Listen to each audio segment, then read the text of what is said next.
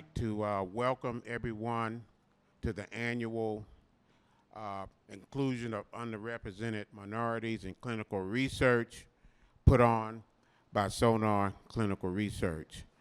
This has been an annual conference to address the inclusion of minorities in clinical research, which will have a significant effect on outcomes from drugs and other research activities. I won't be up here long.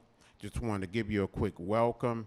I'm one of the principal investigators with Sonar Clinical Research, amongst other people in the audience.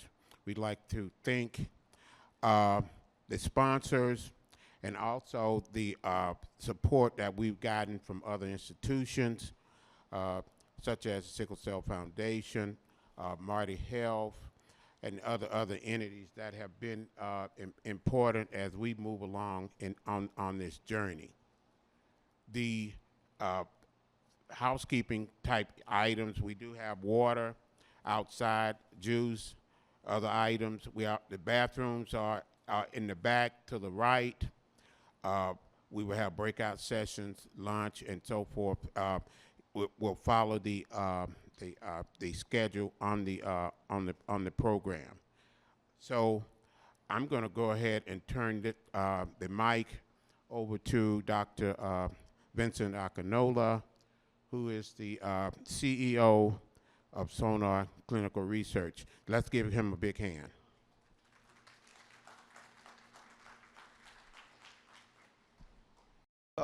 Good morning to everyone. Once again, thank you, and we appreciate your presence in here. Like Dr. Powell said, this is what we do. It's our third annual event, and we started this because we think it is important. As we move along, we'll get more folks coming. So I'm just going to give you just a brief idea of what the agenda for the day is. So the first thing we do, we just have Dr. Eunice Yakubu.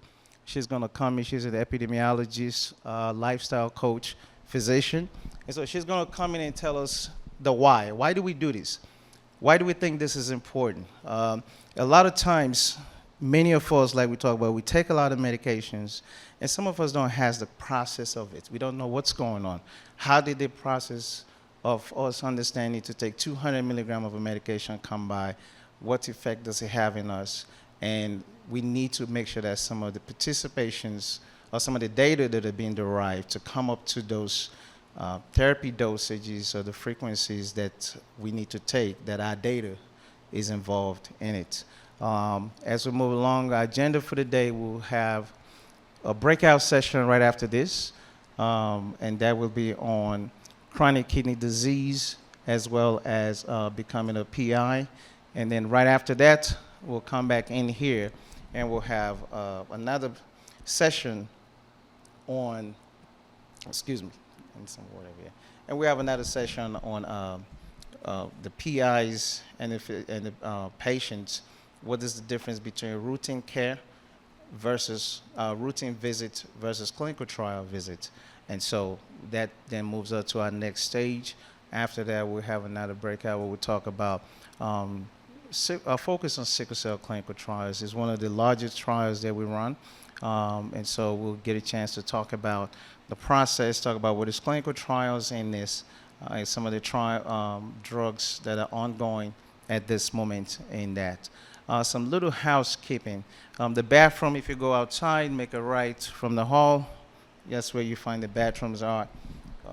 And let me quickly just say one more time, thank you very much to all of our sponsors. It is important for us to have folks to help us make this a continual thing that we do. It is important to the community. It is important to the patients. It is important to the pharmaceutical companies. And it is important to the physicians, because at the end of the day, when you take care of your patients, you want to know what side effects the medication will have on them and prep them to be able to address those needs. So once again, a big thank you to Fulcrum, a big thank you to Pfizer team. Thank you for presence and all the support that you've done. A huge thank you to American Clinical Trials, obviously Sonar Clinical Trials, South Atlanta Area Primary Care, And thank you as well to the Sickle Cell Foundation. We truly appreciate you guys' support.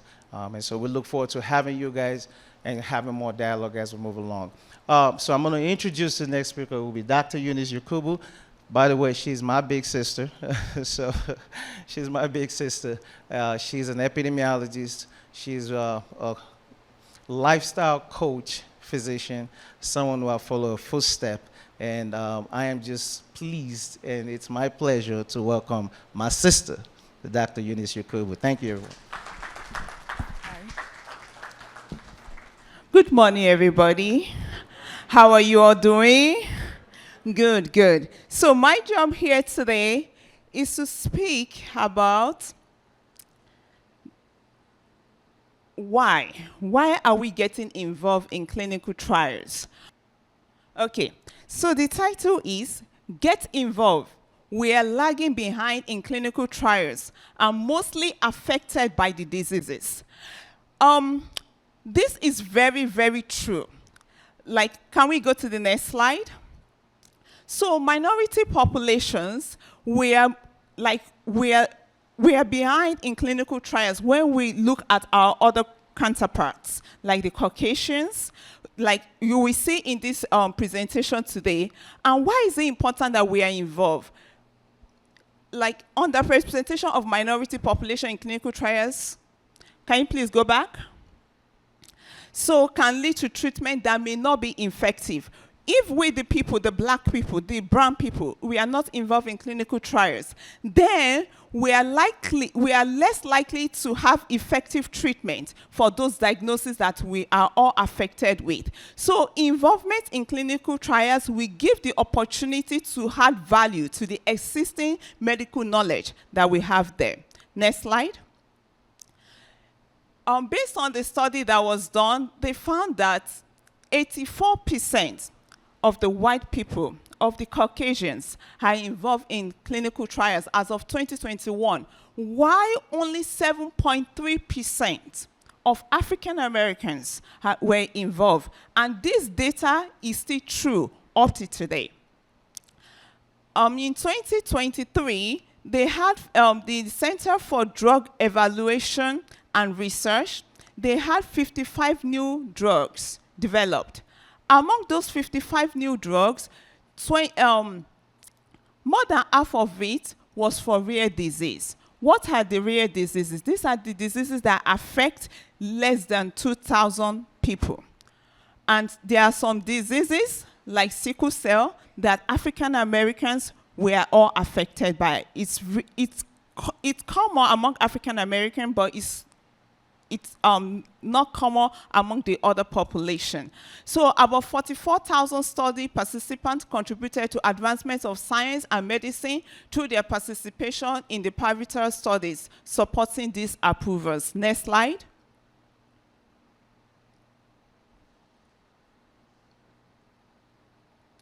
Okay, so clinical trial is we are intentional inclusion of different patient population as participants in a study. Who are the underrepresented populations? We, the people, the colored people, the African Americans, the brown people, the Asians. We are all underrepresented population. Women, especially the pregnant women and the lactating women.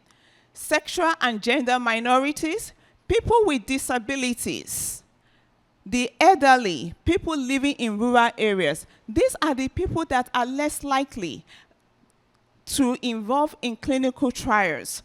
And because these people are not included in clinical trials, then we are less likely to get good treatment for any sickness or diseases that they might be going through. Next slide. So this is a demographic of trial participants. I hope you can see it very well. Like if you look at the distribution in terms of gender, it's mostly equal, but more women, I think this is on 51% compared to 49%. So that's okay, like half-half. That's good. But let's move to the second distribution, which is race. We can look at it from this diagram, and this diagram combination from 2015 to 2019. And we have 76% of the Caucasians or the whites that take part in clinical trials. The blacks, we are just 7%, while the Asians are 13%. This narrative needs to change if we want to see improvement in our healthcare and longevity or life expectancy. Then the age category, the people that are less than 65 years old, they are more likely compared to the elderly, which are people over 65 once they are on Medicare. So 31% of elderly people, those are people over 65 years old, are less likely to be involved in clinical trial. Then the ethnicity, people of the Hispanic populations are more likely to be involved in clinical trials compared to the other. Next slide. So into that, I'm going to dive into different chronic diseases, and let us look at the real data because we work with facts over here. This is for diabetes mortality for the year 2021. When we compare to the whites or the non-Hispanic Caucasians, we see that 1.2 more African Americans die of diabetes compared to the whites when you look at male. Then for the female, 1.5, there are more 0.5 more people of black females, African Americans, to die of diabetes. And when you look at it overall, 1.4 more of African American females, no, 1.4 African Americans are more likely to die from diabetes compared to the whites. Next slide.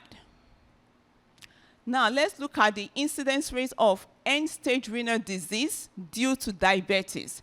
We can see that we have 3.6 more of non-Hispanic black more likely to have end-stage renal disease compared to the white. Hospital admission, 3.8 more non-Hispanic black, we are going to be in hospital for uncontrolled diabetes. And uncontrolled diabetes also come with complications, but this is just without complications. We have 3.8 more African Americans hospitalized due to uncontrolled diabetes. And why is that? It's because probably they are not involved in clinical trials in order for them to see the medications that work for us. Next slide. I'm now diving into cancer. For cancer here, we see that the incidence rate for breast cancer from 2017 to 2021, white women are more likely to be diagnosed of breast cancer. But let's see the mortality rate. Next slide. In the mortality rate, even though that the Caucasian women are more diagnosed with breast cancer, but the African American women die more of breast cancer. And look at the number, 26.8% compared to 19.4%. Next slide. Prostate cancer, black men, they're leading the race of being diagnosed of prostate cancer, 191.5 per 100,000 compared to 114.5 of the Caucasians. And the reason being is we don't get checked on time. If they get checked on time, the numbers will be reduced. Let's go to the next slide. You see, they die more, African Americans. We are leading the diseases. More African Americans die of prostate cancer. Let's go. Next slide. Now, this is a study that took place in District of Columbia, and they are looking at the disparities in screening and enrollment of minorities into cardiovascular clinical trials. If you look at the first one for the Caucasian, you can tell that 45.2% of Caucasians have cardiac issue. But if you go to the African American section, which is the second one, you can see that 46.1% of all African Americans diagnosed with cardiac issue. Now, let's look at clinical trials. When it's time for clinical trial, which is the third line with the gray one, you see that over 86% of the Caucasians are involved in clinical trial compared to African Americans that are 29.7%. Next slide. And this is another study that was done that concludes that racial and ethnic minority populations have high burden of cancer incident but low participation in clinical trial. We are going to look at this series of cancers. We have melanoma, 97.5% of Caucasians involved in clinical trials, where 0% of African Americans were involved. The other one is non-small cell lung cancer. We have 92% of the Caucasian involved. And when you look at the other racial group, 3%, 3%, 3%. Renal cell carcinoma, 88% of Caucasians involved. 1% of African Americans, 9% of Asians, 3% of other groups. And when we look at gastric and gastroesophageal junction cancer, we can see that 77.2% of Caucasians are involved in clinical trials, while 1.9% of African Americans are just involved in the clinical trials. Next slide.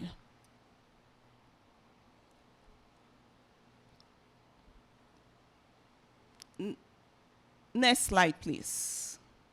Next. Okay, so this takes me also to the cardiovascular disease. If you look at the cardiovascular disease, they compare the year 2008 and 2018, 10 years apart. And within the 2 years, 2008 and 2018, that's the year of 10 years gap, you can see in each year, African American, we are leading the race of mortality.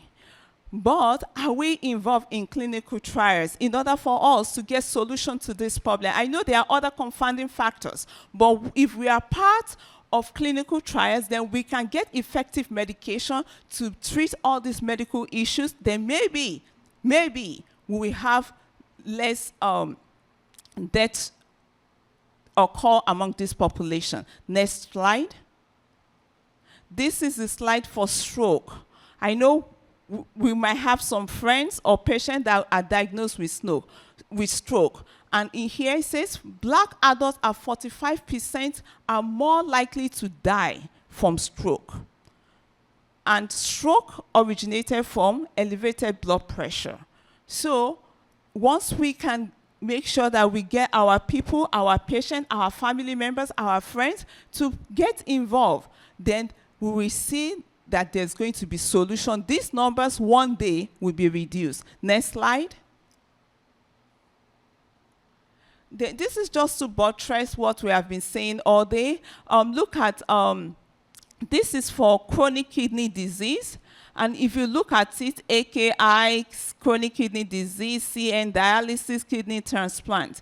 If you look at it in terms of race and ethnicity, if you come down half of the screen, you can see that 54% or 34% of Caucasians are involved in clinical trials on these, but when you look down below, we only have 25%.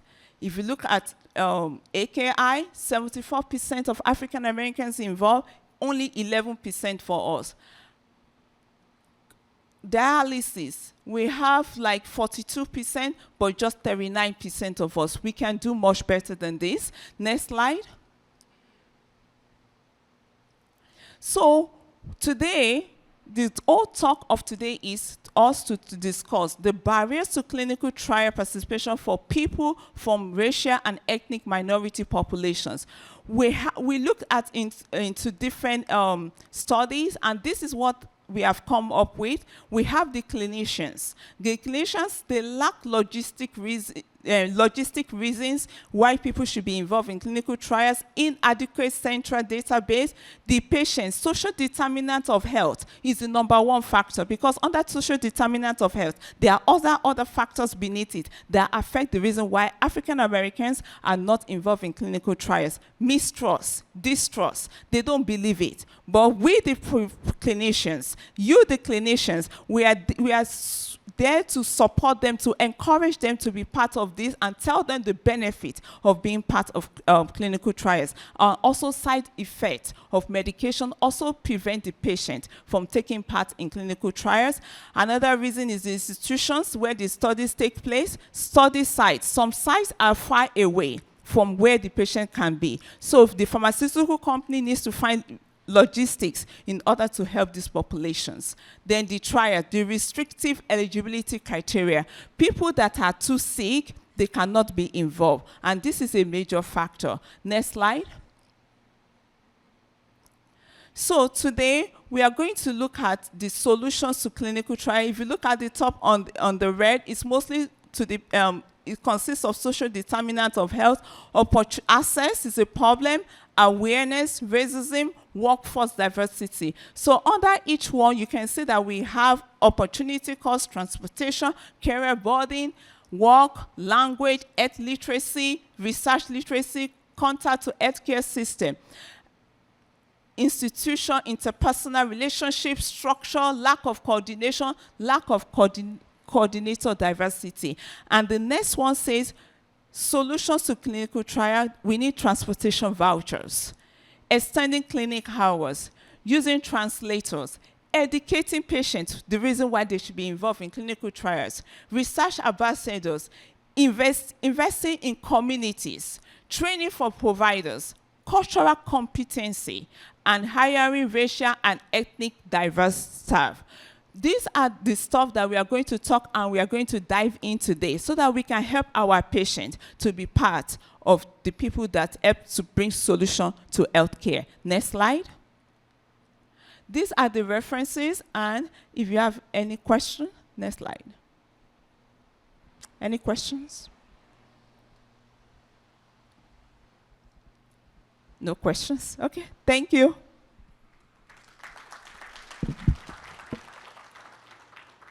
I think what we'll do next is have Dr.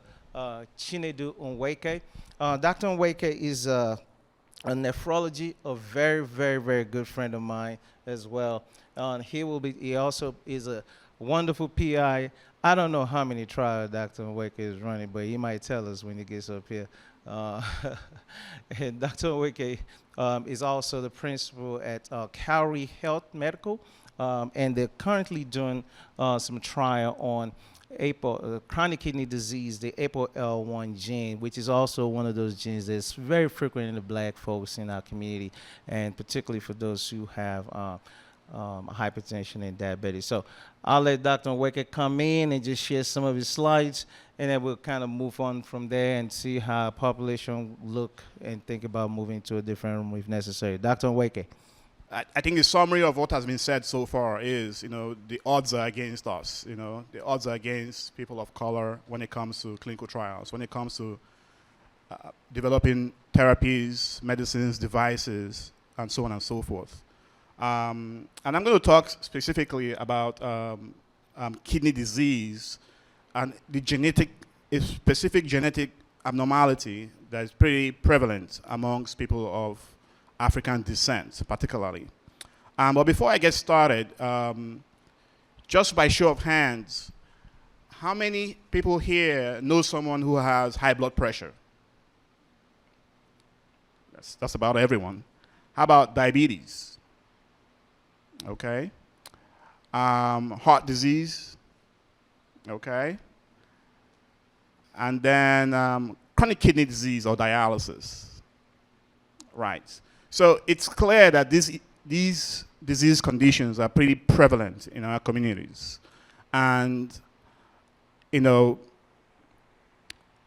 great things we're advancing as a society. There's more information today than there were 10 years ago, 20 years ago, and so on and so forth. But for this topic that I'm about to present, ApoL1 or apolipoprotein 1 genetic abnormality, it was something that was unknown, 10, 15, 20 years ago, but has now gained a lot of traction. And we're beginning to see that not only, do people end up having kidney disease or go on dialysis from uncontrolled hypertension or diabetes or sometimes unknown, we're now seeing that there is actually a genetic predisposition in some cases, and potentially maybe a third or half of people of African descent. So let's dive straight into this.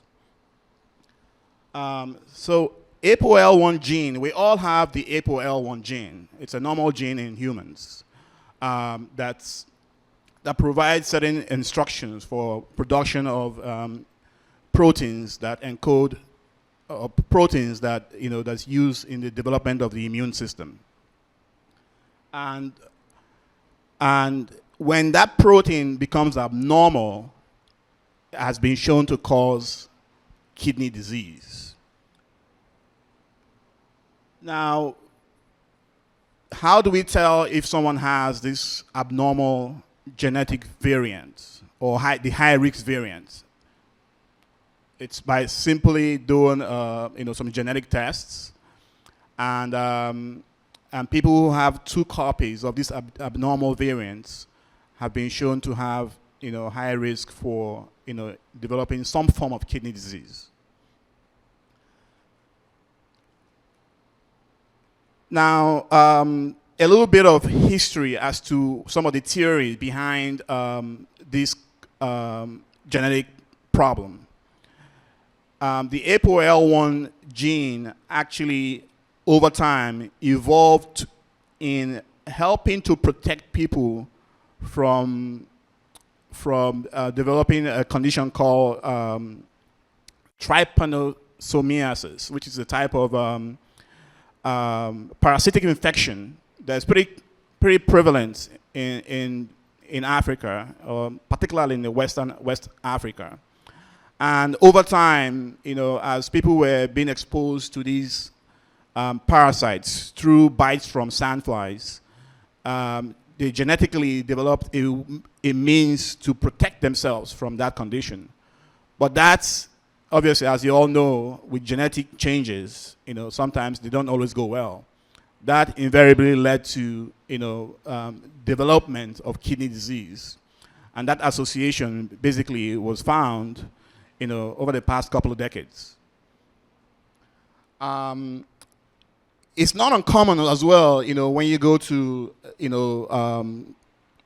nephrology offices or cardiology offices or even the ER, to see people with significantly high blood pressure, and you're wondering what exactly is going on here. Why is the presentation different? Blood pressure is generally diagnosed in older individuals. When I say older, definitely not in the teens, 40s, 50s, 60s, 70s is where some people develop high blood pressure. But very common in a community, you see people with blood pressure, in their teens. Those are the times when the trigger should go on. There's potentially a genetic condition that's associated with that blood pressure. And a lot of times, this could go ignored, and people develop several, different comorbidities from heart disease, strokes, and things like that. So it is important that everyone here literally, had their hands raised up when I talked about these conditions. In today's world, there's no reason why each and every one of us and our siblings, parents, cousins, nephews should not get tested for the ApoL1 gene. Because getting tested and knowing if you have the high-risk variant easily puts you in path to get the type of therapy or treatment or preventative measures that can prevent a lifetime of hell if it were missed. When I mean lifetime of hell, I mean, significant morbidities. Again, chronic kidney disease, heart disease, strokes, etc. This is just a diagrammatic schema, just showing how these abnormal genes would relate to damage of what we call podocytes. Microscopically, the filters in the kidneys have a structure called the podocytes. And these are the filters through which the kidneys filter the blood to make urine. But in this situation, those filters are flattened and are defective, and as such are unable to perform the proper functions of the kidney. One of the earliest signs of kidney disease is protein in the urine. So even if you never had an opportunity, or anyone that never had an opportunity of getting these genetic tests, when you go for your yearly physical, routine physical, it is very important that a urine albumin or a urine protein is tested, which would usually pick up an early sign of kidney disease. Unfortunately, in practice, I have seen that most of our yearly physicals don't include these simple urine tests. But if there's one takeaway that from everyone here, beyond just getting these genetic tests done, I assume that we all go for yearly physicals, and if we do, you always want to have your doctor, your providers, check for protein in the urine. There are certain tests that are very, very sensitive, the urine albumin especially, and will detect kidney disease much earlier than anything else. Obviously, besides just the genetic test that will tell if you have that risk. Now, again, this is sort of like describing pretty much everything we've been saying. Who are those at risk? So not only are people of African descent, and sometimes this includes Caribbeans, Hispanics. Depending on, there's a lot of genetic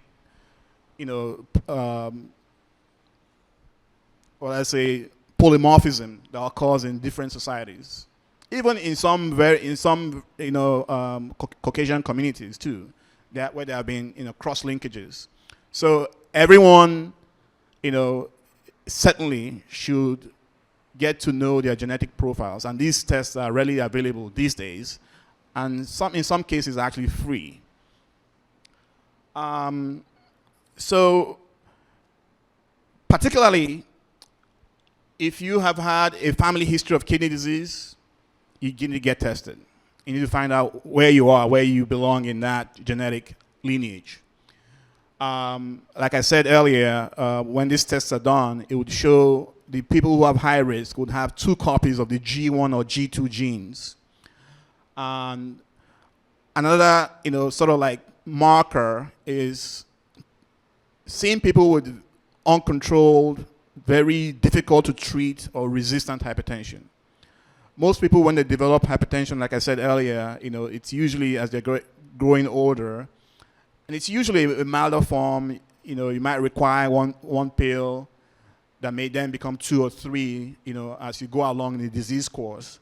However, when you see people who, from day one, from the time they're diagnosed with high blood pressure, or younger, and needing 3 or 4 medicines, from day one, more than likely, they have a genetic component to it. And then, in people who also have these genes, it's been shown that if they have other comorbidities like HIV, they then even have much more faster progression of these kidney problems.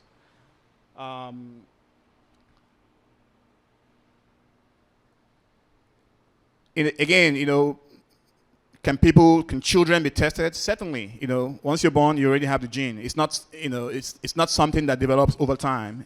From the time you take your first breath, from the time you're human, from the time you're formed, you have that gene. So there's, people can be tested as early as newborns, day one, and it's good to know that. And sometimes, not just having the gene itself, not having the high-risk gene is great if you don't have it, but you could also be, folks could also be carriers, right? So just also it's kind of similar to sickle cell. Well, you could be a carrier, and then if two carriers produce an offspring, can produce, someone who actually have the sickle cell disease. It's that similar trajectory when it comes to APOL1. Even if you don't have the high risk, you're a carrier. If you have offsprings, if two carriers have offsprings who then most likely then develop the high risk gene. So not only is this important from a public health standpoint in terms of trying to figure out, if you're at risk or not, it might also be important in determining, producing offsprings, things like that. So there are obviously with every genetics testing and and situations like this, there's usually going to be a lot of counseling involved, and most of the sites or practices or groups that provide this testing would also offer those counseling services. Yeah, I didn't talk about FSGS. That's just a type of FSGS stands for the focal segmental glomerulosclerosis. Is a type of kidney disease, but that's usually the common manifestation. But there's several other types of manifestation. But like I said earlier, the earliest sign is protein in the urine. If for any reason you're not able to get, the genetic test done, at the very least, ask for, for a test that will test for albumin in the urine or protein in the urine. These are pretty standard results, pretty standard laboratory testing that can be done, at your physician's offices. Now, when we look at the global distribution, I know this is a pretty large slide, but you can see that,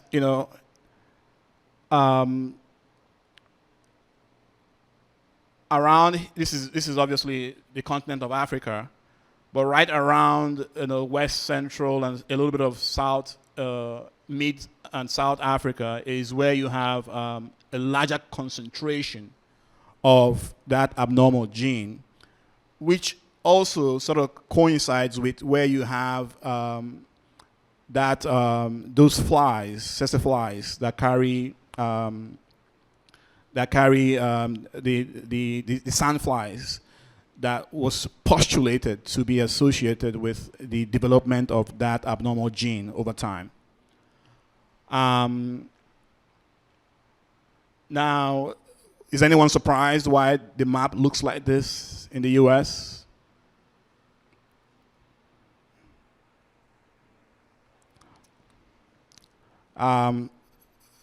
Certainly,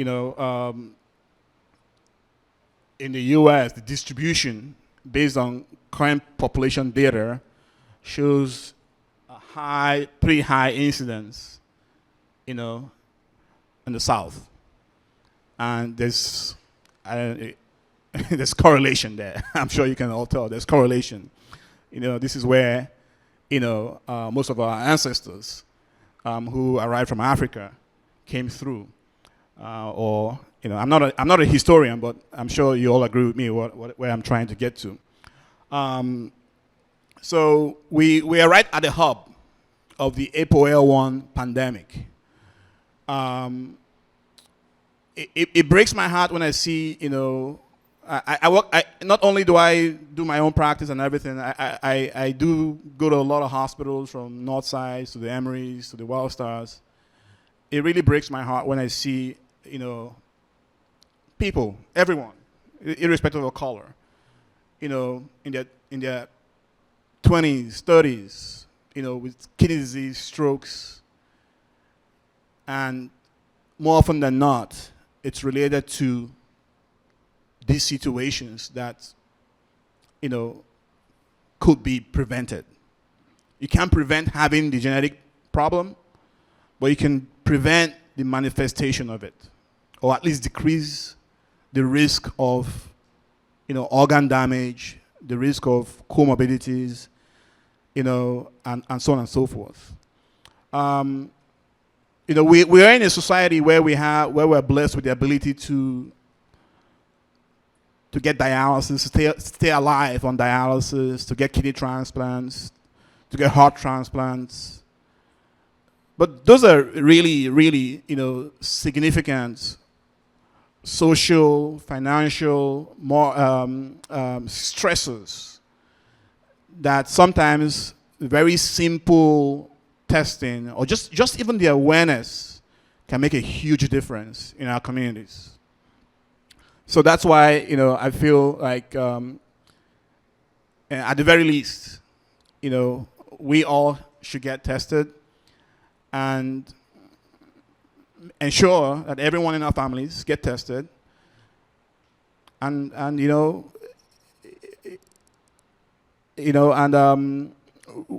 think, just throwing out a percentage, we can literally decrease up to 30 to 50% of significant morbidity in our communities if we know ahead of time some of these genetic predispositions that we have, and how we can then seek the right help to potentially decrease this risk or alleviate the complications that come as a result of these risks. This slide just shows just a distribution of the different manifestations, disease conditions that are related to kidneys, because even though this abnormal APOL1 gene, it can manifest in different ways: hypertension, kidney disease, and when I say kidney disease, a broad range of kidney disease, not just one type of manifestation. But again, the presentation is usually it usually, from a clinician's point of view, it's usually an anomaly. It's usually earlier presentation, younger age, heart disease or strokes in, much younger people who should be in college or, just at the beginning of their lives, young families. So, yeah, those are just the common manifestations. Now, aside from APOL1 and just genetic diseases, one of the leading causes of kidney disease is diabetes, right? That's a whole other topic, right? There's a million things, there's a million reasons why people develop diabetes. Some genetic, some environmental. But I guess one of the things I wanted to stress here was, I have a lot of patients who are on dialysis, and a lot of times when I say, hey, why are you on dialysis? Obviously half the patients would say, oh, I had diabetes or I had blood pressure. But there's also half of the patients who would say, I don't know. They were never able to tell me. And I can bet that 90% of those respondents may have been genetics, for which APOL1 may well be the cause of it, or the predisposing factor, or the risk factor. So, for clinicians in here as well, if you see someone who has protein in the urine and they don't have hypertension or diabetes, APOL1, you need to get them, to get them screened, and obviously get them to a nephrologist as soon as possible. In fact, in my world now, everyone should get screened, irrespective of whether you have risk or not, irrespective of whether you have a family history or not. Thankfully, there's a lot of trials going in this field, and a lot of the sponsors will actually provide free testing. So that's huge. That's huge. I wish we could get this into every community. Malls, churches, mosques, community events, community centers. These tests are available and free. I mean, if you had to pay them, if we were to pay for these tests out of pocket, it would go into the thousands. But at least at this time, I'm aware that there's several developments in this area in trying to not only understand the disease but also come up with therapeutics. So tying it all to the reason why we're here is obviously encourage participation in clinical trials, getting the word out there, because this condition particularly is our condition, right? If we don't participate, the potential therapeutics that may come out of this may be delayed or may never happen in our lifetime. So I've gotten tested. I know my status. It actually runs in my family. Very, very important that we all do. I obviously encourage everyone I know to do that as well. Dr. Akinola, have you been tested?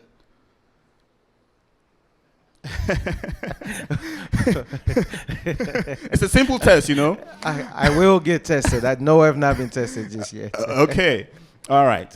So what are the early signs? And this kind of like, it's these symptoms are pretty common for most kinds of kidney disease, irrespective of whether it's ApoL1 or diabetes or high blood pressure that's not related to ApoL1.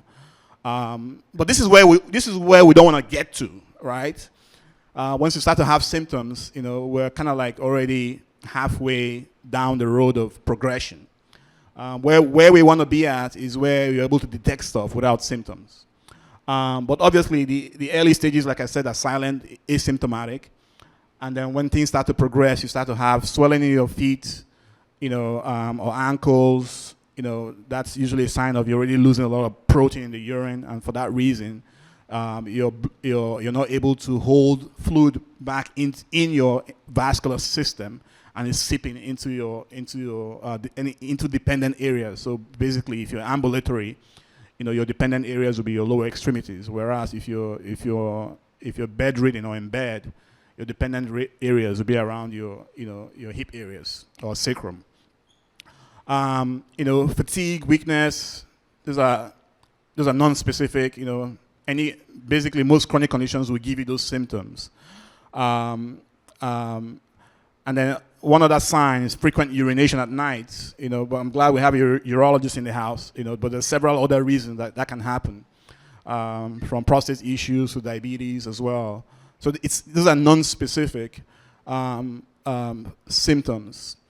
But like I said again, I guess the ones to really focus on, high blood pressure, difficult to control, young age, protein in the urine, foamy, bubbly urine. I see a lot of patients who come in saying, hey, I've been having foamy urine. Not all foamy urine is abnormal. Most of them are actually just normal based on your diet. But it's also a sign for a group of people. And I believe that's really it. The companies that do this genetic testing, there's several of them, but I believe the common ones are the Renasite or Natera, and then Akana Laboratories. These are the two main ones I'm familiar with, and I believe they're really the main companies that are involved in this specific genetic testing. I'm not associated or affiliated with them. This is just based off of my practice. But all you really need to do is find a nephrologist near you, and ask. Well, I'll take that back.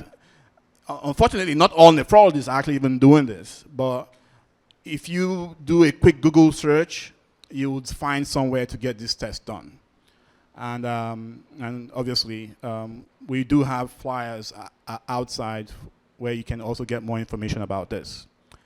So, I hope I've been able to share something that hopefully would impact, would have given us some understanding of why we may have kidney disease in our families, or blood pressures is, out of this world, that, in people who should otherwise be healthy. These are just, ultimately, once these conditions are found, there's several different methods of either managing the problem or treating the problem. But we're not going to go into that. As everything in medicine, obviously lifestyle, environment plays also a role. The types of foods we eat, what we're exposed to, places of work, contaminants, and all of that. There's that we can change, and then there's that we inherited we can't do anything about. But again, we're here to support. I think the success, or not success, the most important take home about this is not just about us here. Is at the end of today, who did you tell about this? Who did you share a link about this? Who did you refer about this to say? Because literally all of us here had our hands raised when it came to high blood pressure, diabetes, kidney disease, heart disease. The question is, what do we do with that information? And I think the action point is we need to take that message back home, back to our workplaces, our families, churches, mosques, wherever, temples, wherever we have people in our lives, we need to take this message back home. Very, very important. I believe that's the end for me. There's hope, and we are part of the. Hopefully, we're part of the solution. We're in Ackworth, we're in Douglasville, or we're in Lawrenceville as well. But if you do a random search, I'm sure you'll find providers, across Metro Atlanta, across the U.S., who can also provide some of these services. Most of us, our siblings, maybe in other states. Yes, there are centers they can go to get tested as well. All right. I hope I have shared something exciting, something thought-provoking. Thank you, Dr. Onweke. That was a great conversation. We truly appreciate that.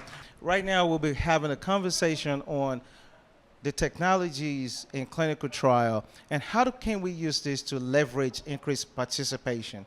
And so right now we'll have my very good friend, distinguished Dr. Brian Stone.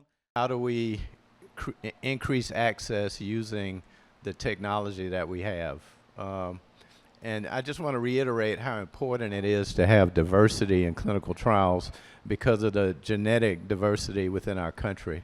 And we have to make sure that all therapeutics work in everybody if we're going to reduce the impact of chronic illness in the United States.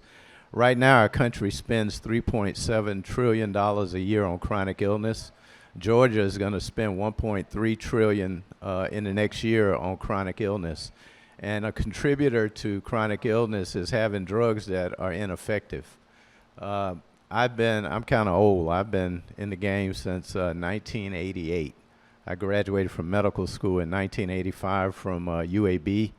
I was on an Air Force scholarship to college, so I was in the Air Force in parallel with my residency training, which was at Montefiore Medical Center in the Bronx. I've been a PI in trials over the past 28 years or so, so I've had a lot of experience. I was very troubled when I was training. Well, we dealt a lot with prostate cancer, and when we would look at the data, there would be an absence of black men, whereas we had the highest incidence and mortality in the world from prostate cancer. And I started trying to figure out why this was the case. And one thing I noticed is there was also an absence of black investigators in most of the studies. So there's a lot of data showing concordance between the culture of the physician and the culture of their patients. So a lot of us were not being asked, which has a lot to do with why we're not present. But on the flip side, there's certain resources that a physician's practice has to have, and a lot of the smaller practices like myself, you maybe can't afford to hire a full-time research person. So it kind of creates a conundrum where we have, a company may decide, all right, we're going to give a guy a chance, but if he doesn't have the support services in place, he wouldn't be able to effectively complete a clinical trial. So I'm part of a consortium. Several of the panel members I have are working with me on how do we leverage technology that's readily available to make it easier for the physician to participate in a clinical trial and for a patient to be able to sign up. My company is called Clinical Diversity Solutions. My daughter is, she's in medical school now, but she's pretty savvy at tech. And she approached me with an idea of creating an app that centralizes all the information in one location. So a patient, one of our people could go, and if all the diseases that disproportionately impact you, you could find all that information. You could also get basic education on clinical trials. And if you were interested, there would be a listing of clinical trials. It would also serve as an interface between industry to post clinical trials and for our sites to be able to engage with industry and participate. Dr. Akinola, can you put up the slides for my for the app? We actually were about to be funded by the NIH. Actually, 2 grants. I had one and one in partnership with Dr. Coleman. They were both canceled by the DEI cuts because of the language. Diversity is an everyday part of medicine. We deal with diverse populations, we're dealing with diverse genetics, we're dealing with a lot of diverse issues, and you can't do a description of disease process or clinical trials without using the word diversity. So that's one of the banned words, and thus our grants were canceled. But hopefully we'll be able to get these things funded in the coming months with political support. Could you show my slide, Akinola?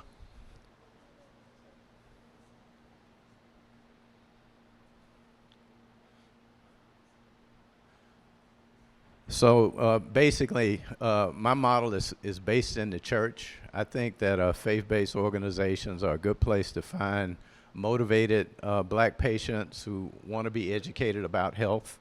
And our model is grounded in the church, linked to health ministries. And we did some testing, and it would be an amazing asset to have for patients. This is what it would look like. You would basically become a member. You'd have access to resources on every disease state: prostate cancer, high blood pressure, diabetes, congestive heart failure, breast cancer, everything that disproportionately affects us. We would conduct surveys to help steer our efforts. We would also get information about how you feel about clinical trials. Next slide. And then ultimately, we would have a listing of all the available clinical trials and would be able to direct patients into these trials. We would be able to follow you through your trial and make sure that you're having a good experience, and save the information to help improve the process as we go forward. So that's kind of my focus. And even though my grant was canceled, we're not going to give up. We're pretty sure we're going to get this built. So my next speaker is Ernest Offley. He was recently recognized as one of the U.S. Black Chamber National Award recipients of the 50 under 40. He serves as the Chief Patient Officer at AICure. He champions the growth and development of AICure's culture and talent while supporting the company's executives and team leaders to develop sustainable, diverse growth. I'm currently working with Ernest as part of our consortium, and he's going to speak a bit about AICure and the technology that they use with artificial intelligence in clinical trials. Ernest? So thank you guys for having me. So as Dr. Stone said, I am the Chief Patient Officer at AICure, which is an artificial intelligence med tech company that is focusing on medical adherence and dosing on the front end, and then predictive analytics on the back end to make sure that as people go through the medical trials, they're actually staying in the medical trials. So we can go to the next slide. So what do we do, right? We have ePro. We provide e-consent medication adherence and telemedicine, and digital biomarkers. So as you all may know, for those that have gone through clinical trials, there are different protocols that have to happen in order for individuals to be able to qualify for the trials. And then once you get into the trial, there's certain processes that have to happen, such as dosing regimens, to medication adherence, to filling out journals. So our app actually provides the ability for individuals to go through those programs or the clinical trials and not have to actually be on site. So back in the day, everyone would have to go into an actual site. Our technology allows for there to be a decentralization of clinical trials. You can go to the next slide. So just a little background on our company. We've been around for 14 plus years. We have engaged with 62 sponsors, including 7 of the top 10 global pharma companies. We have observed or captured 1.5 million doses. We have been deployed in 46 different countries and languages. And we also have received a number of awards in reference to the NIH Innovators Award. So we can go to the next slide. And then finally, right, it's like, why did they invite this guy to come up here and have a conversation with you all? So everyone's been talking about AI, right? It's been all the rage these days, right? Some people have AI or technology that they call AI, but it's really not AI, and that's me throwing AI shade. So our technology, and the reason why I'm here is AI is being used in a number of clinical trials and just a number of, things we do in medicine today.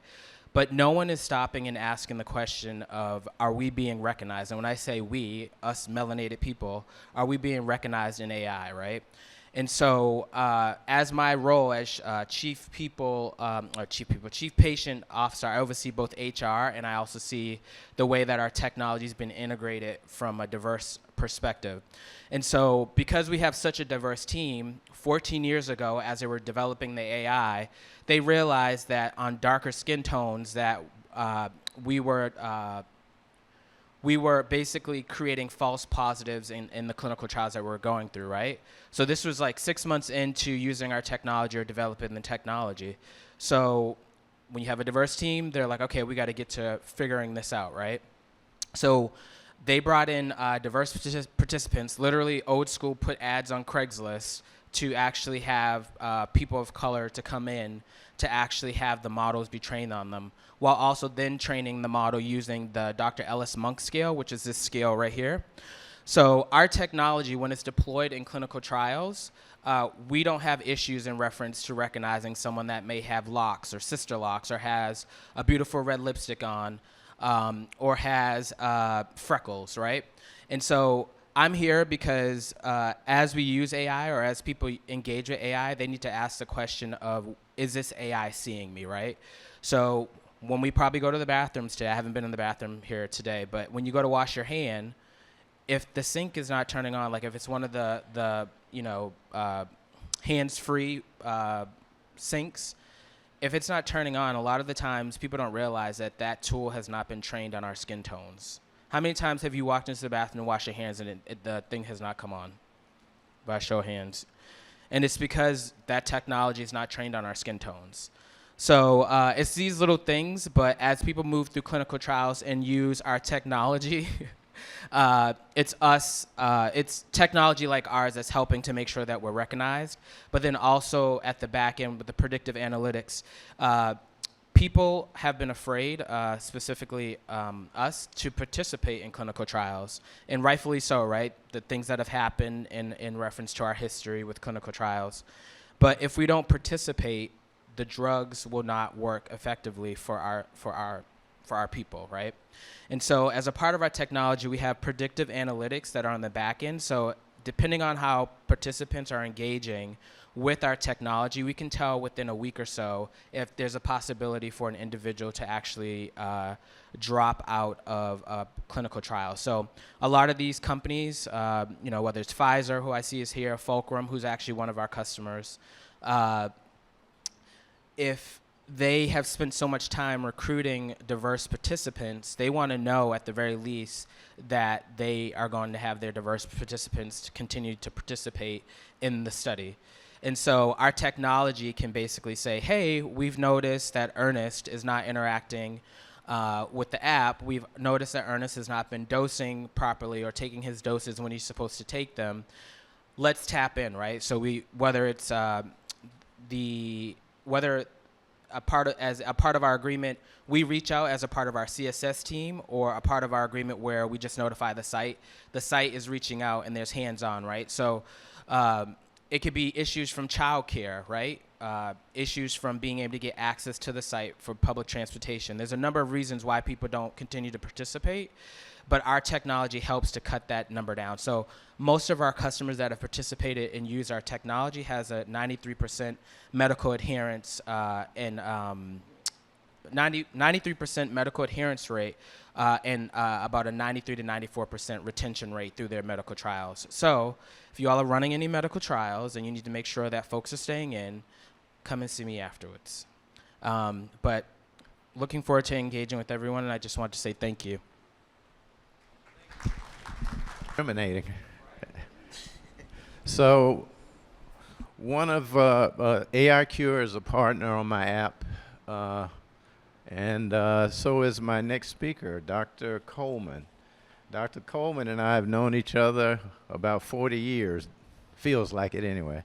I met her when I was at Columbia as an attending when I first started around 1996, and I was making my first effort to educate black people, and I formed a group called Black Health Network, which was the first website devoted to health information for us.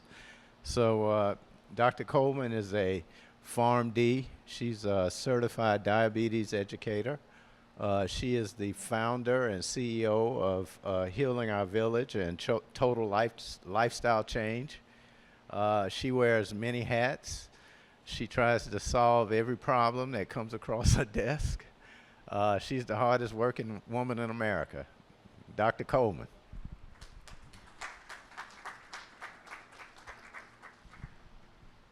And she can't ride a motorcycle either. Okay, I think I'm still 40, but actually I'm 71 years old. And I've been doing this business for 45 years, trying to heal the village. And it's a very catchy name, but it's also my passion and what I wake up every day trying to do. And it started off with my pastor dying of sudden death in the pulpit at my church. And I wasn't there.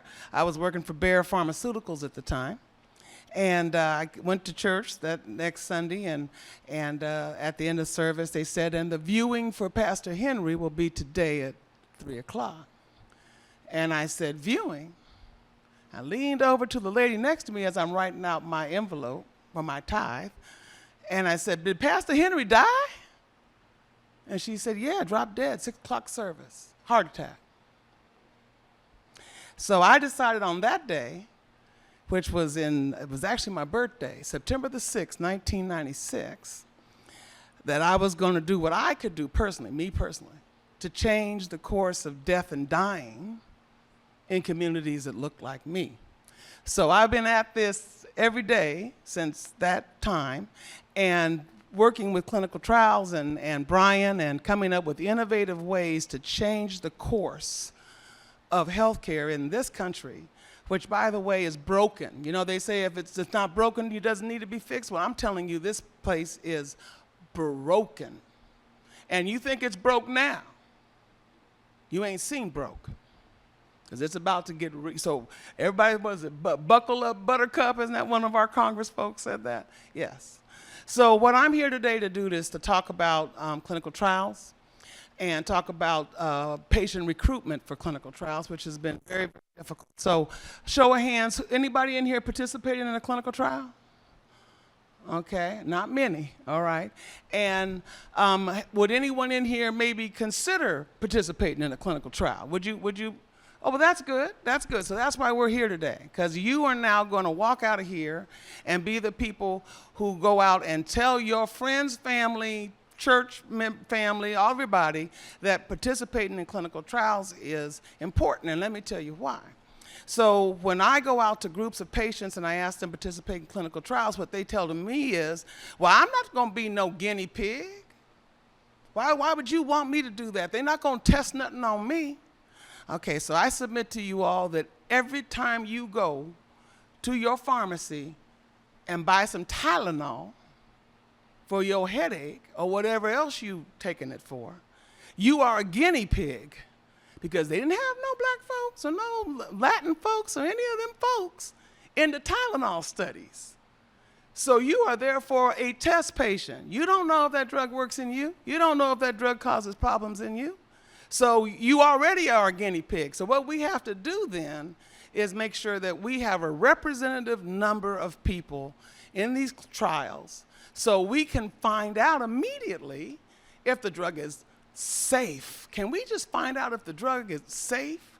And then once I find out it's safe, then I need to find out if the medication works on me. So what happens is they go through the clinical trial, the drug is released on the market, and then it goes out for mass use. You take it, right?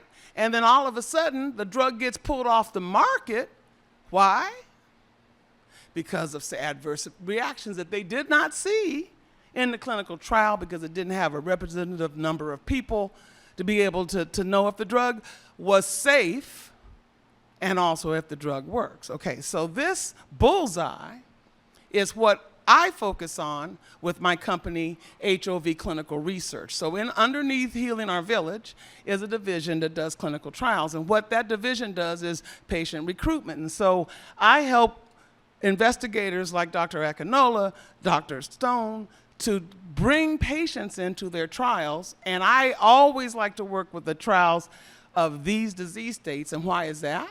Because we have a whole bunch of people of color dying, by the way, of kidney disease, diabetes, liver disease, hypertension, heart attacks. It's just taking folks out. And now we got obesity, which there's now a miracle drug, they say, GLP-1 injection. So everybody wants GLP-1. Listen, I'll pay cash. I don't care if my insurance company covers it or not, because I'm trying to lose weight. So this obesity epidemic, we are the most obese country in the world, okay? So obesity is a lot of trials. A lot of pharmaceutical companies are doing that. And so that's an easy trial for me to usually be able to recruit, because there's so many folks in our community that are obese. Sickle cell, just recently, all of a sudden there's new drugs for sickle cell. They didn't do any research in sickle cell just until about the last 5 years or so. Now there's a couple of really brand new products that are on the market that are being used for sickle cell, asthma, COPD, HIV, AIDS, right? Many people in our communities have that condition, and throughout the world, of course. So these are sort of my target disease states that I find as a vendor for the pharmaceutical companies, that I am able to recruit those patients. So next slide, please. So how do I do that? How do I get people to get past their suspicion, their fear, their requirement of not trying to participate? How do I get them to move behavior? Because that's what my company does.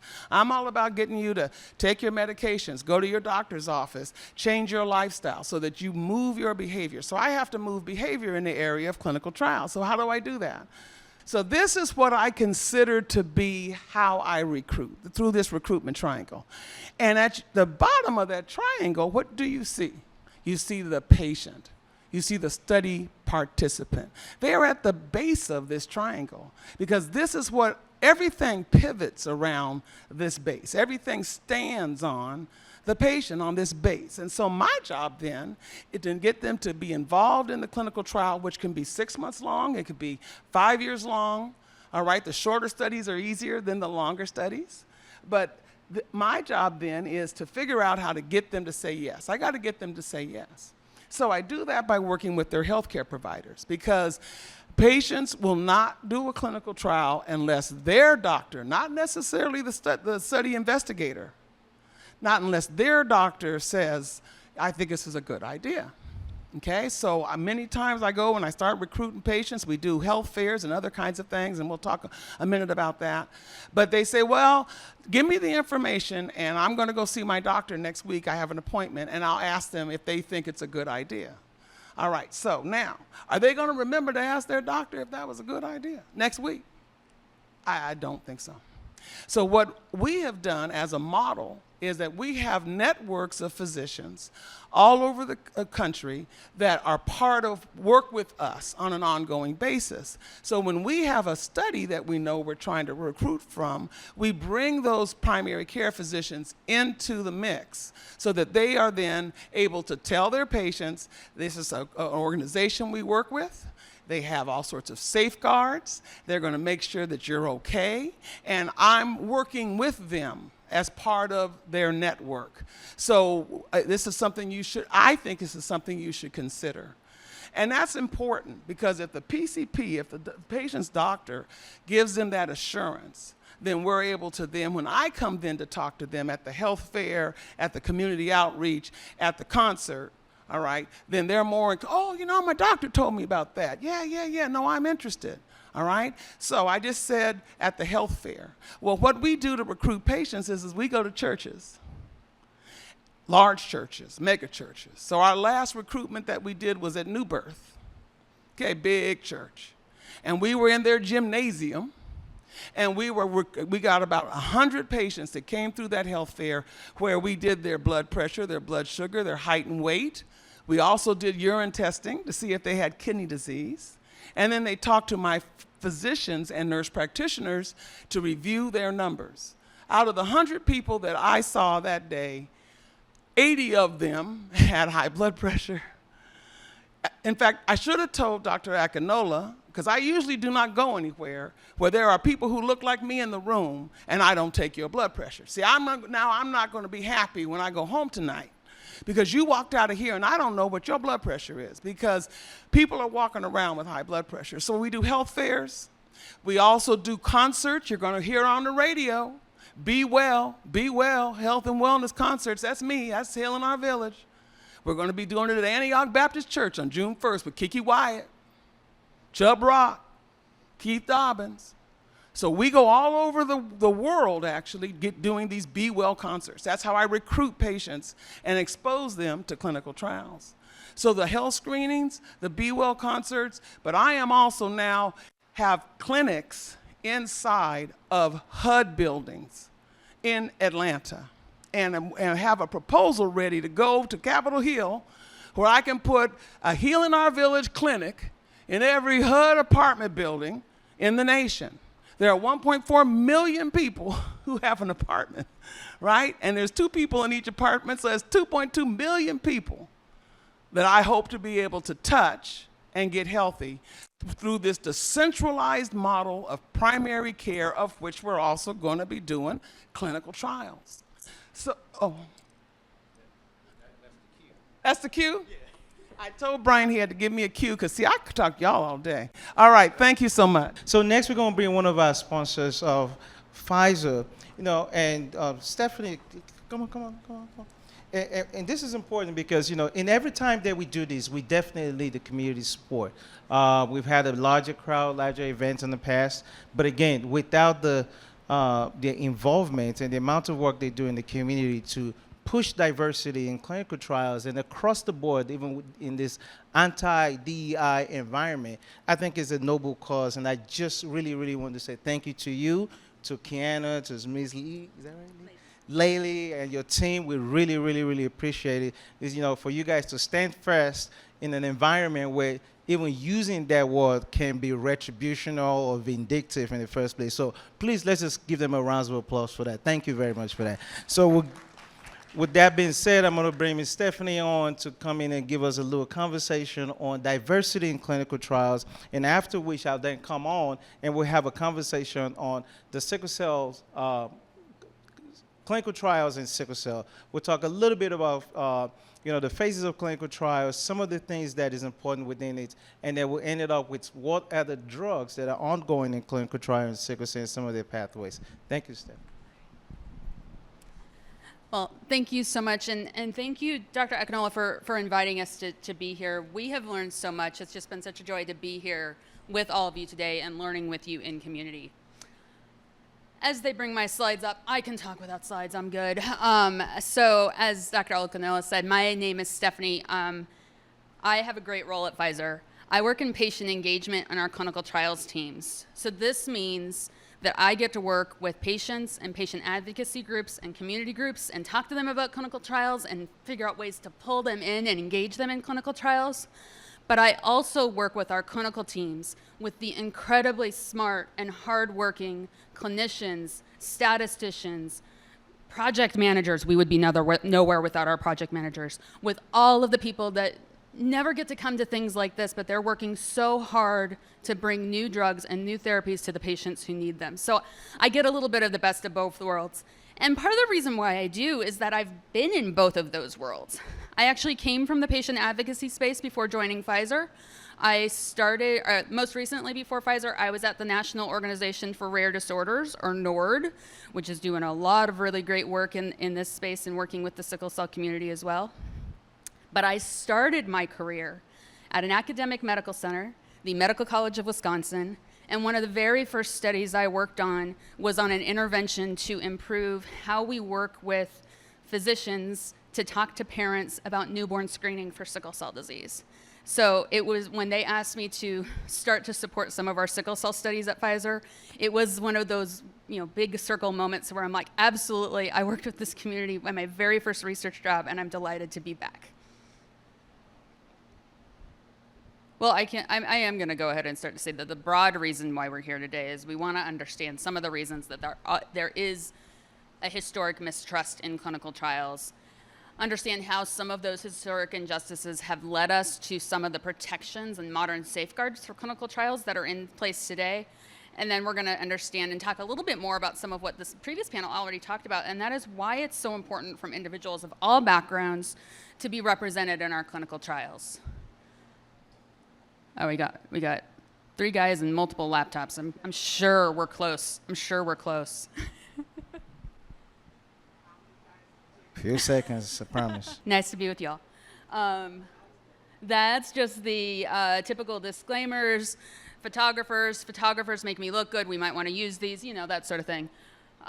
So the purpose, as I said, the purpose for our talk today, and the reason why we're so excited to be here, we want to talk a little bit about why there is some hesitation about clinical trials. We want to understand how historic injustices have led to some of the modern safeguards that make it safe for people to participate in clinical trials. And we also want to understand the importance of why having representativeness in our clinical trials is so important.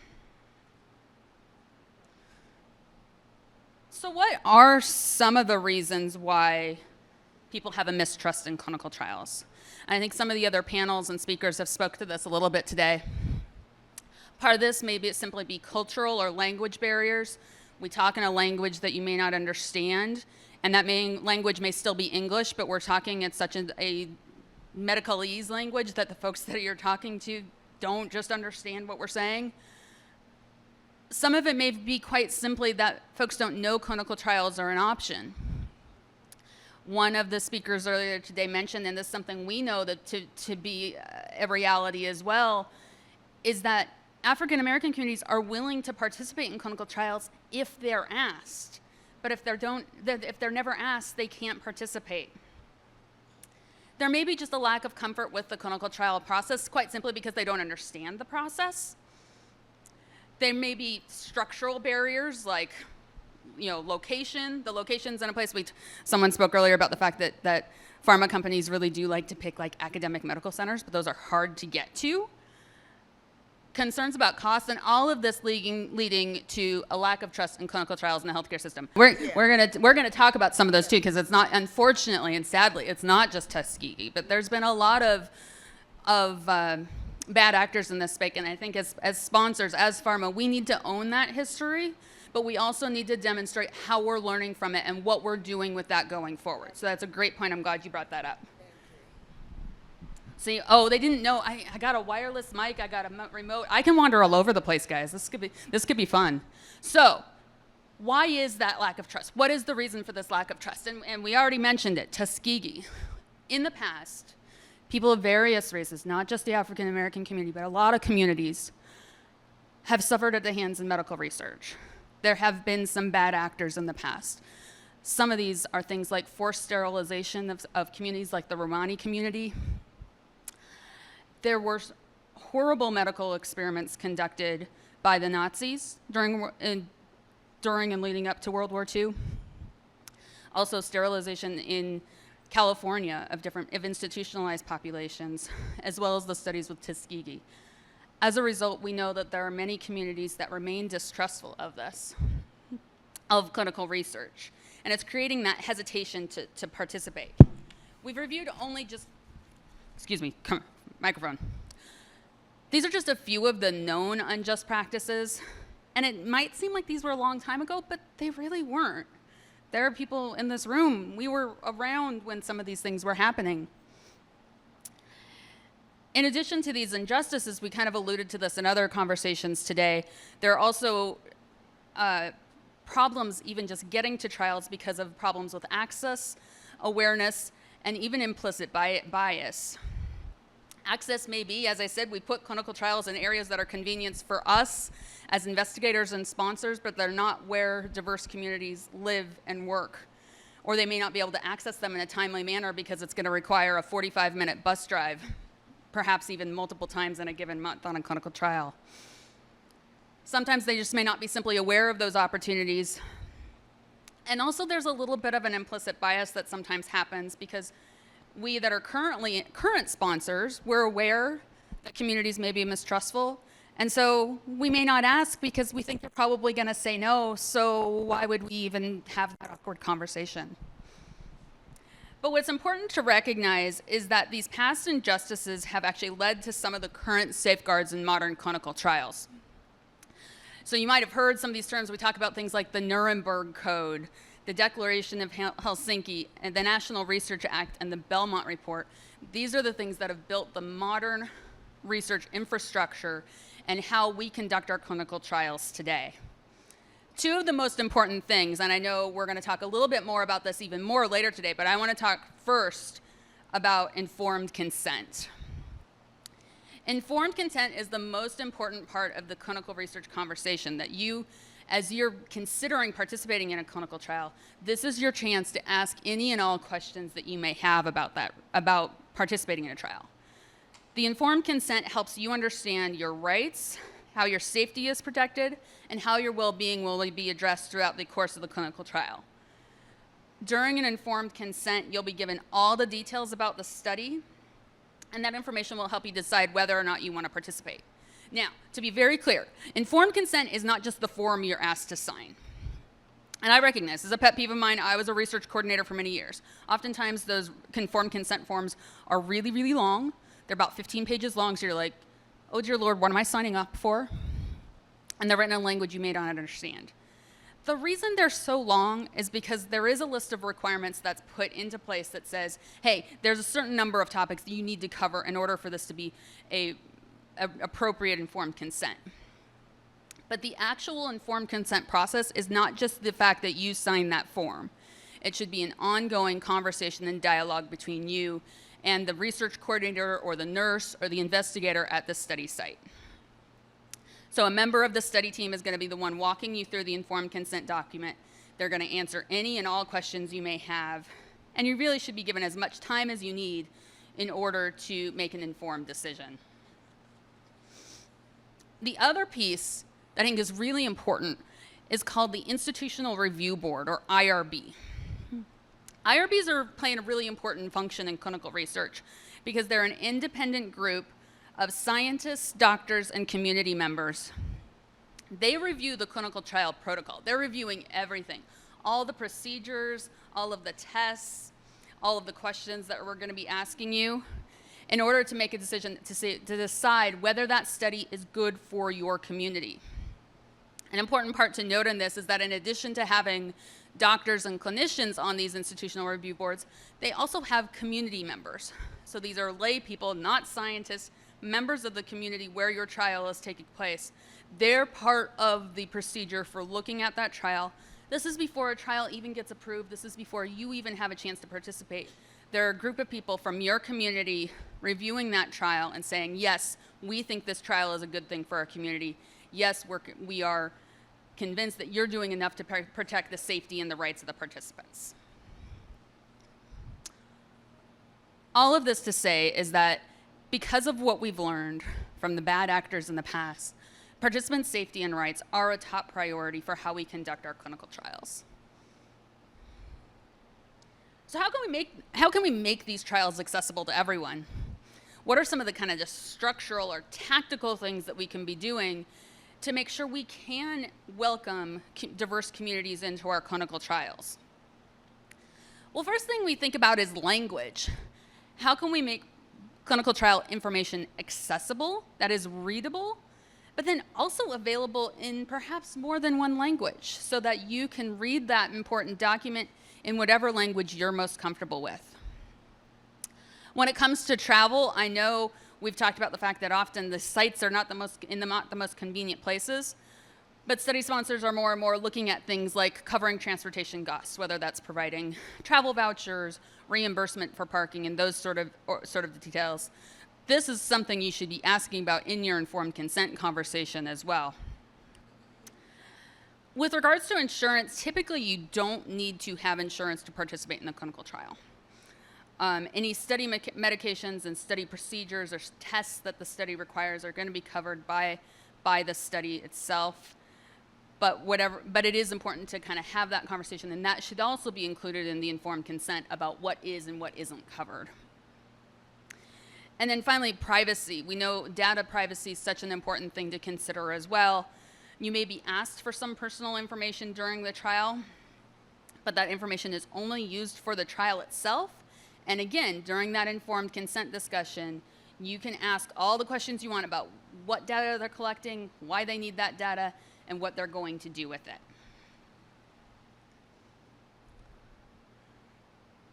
So getting back to kind of the crux of it all, why do we need to include individuals of all backgrounds? Why does this matter? Well, we've talked about it a little bit already, but I want to kind of add some additional context and color about why it matters to us at Pfizer. It's vitally important to account for racial, ethnic, and genetic factors during drug development. The more diverse a group of clinical trial participants, the more we can learn about the safety and efficacy of that potential medicine or vaccine for people who have characteristics like those that are in the trial. When people do choose to participate in a clinical trial, they will represent people like themselves and from their local communities.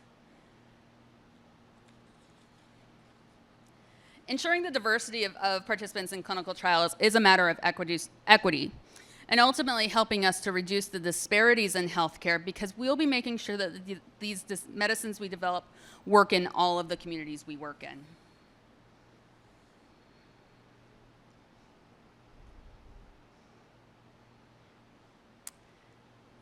When it comes to clinical trials, if the demographics of our study population are largely the same, that is, we pulled all our study participants from one particular group of the population, the outcome results in kind of a one-size-fits-all approach that we know will work well for that one population, but we don't know how well it's going to work for others.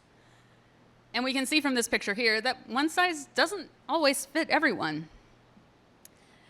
With equality, we think that everyone should get the same thing, regardless of whether it's right for them. In this image, we can see the unique differences that exist between the individuals, and some have an easier time getting across the street safely than others. But with equity, there's an acknowledgement that the playing field has not always been level, and changes have been made to provide everyone with what they need, taking into account the barriers, circumstances, and conditions these individuals face. Populations are complex, with logistical, sociocultural, psychological, and biological differences all having an impact on how treatments work for individuals. If our study population isn't diverse, then the results we get from the study may not actually be generalizable to the general population. Healthcare providers also who don't have enough evidence that an intervention will work for a particular group, they might actually even be reluctant to offer new drugs and new technologies to patients if they haven't been tested in those populations. So it's so important that we make sure that the drugs are tested in a diverse population so that when they become available on the market, they can be made available to everyone.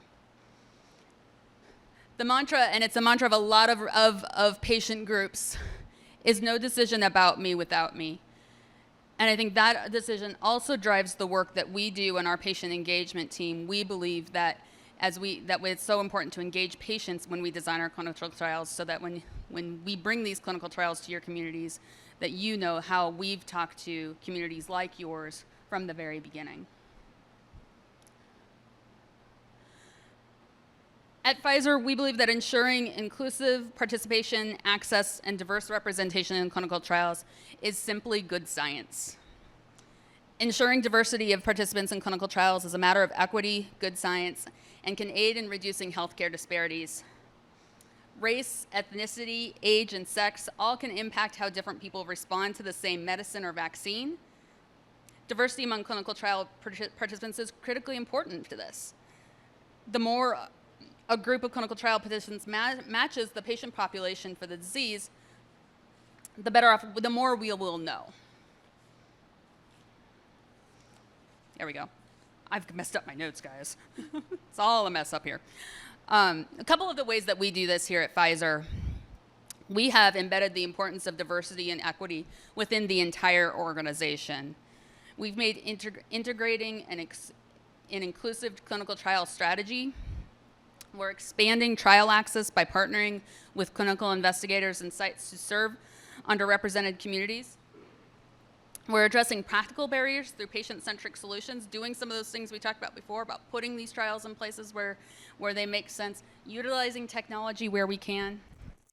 And we also collaborate with trusted messengers and partners so that you know that this isn't work we're doing in isolation. We're not doing this work by ourselves, but we're working with the community to come up with answers that work for everyone. So with that, again, thank you for inviting us to be part of this day. We've learned so much. We're excited to continue to be part of the conversation, and thank you for learning about how representativeness in our clinical trials matters. Yeah, that's fine. All right. We're pushing.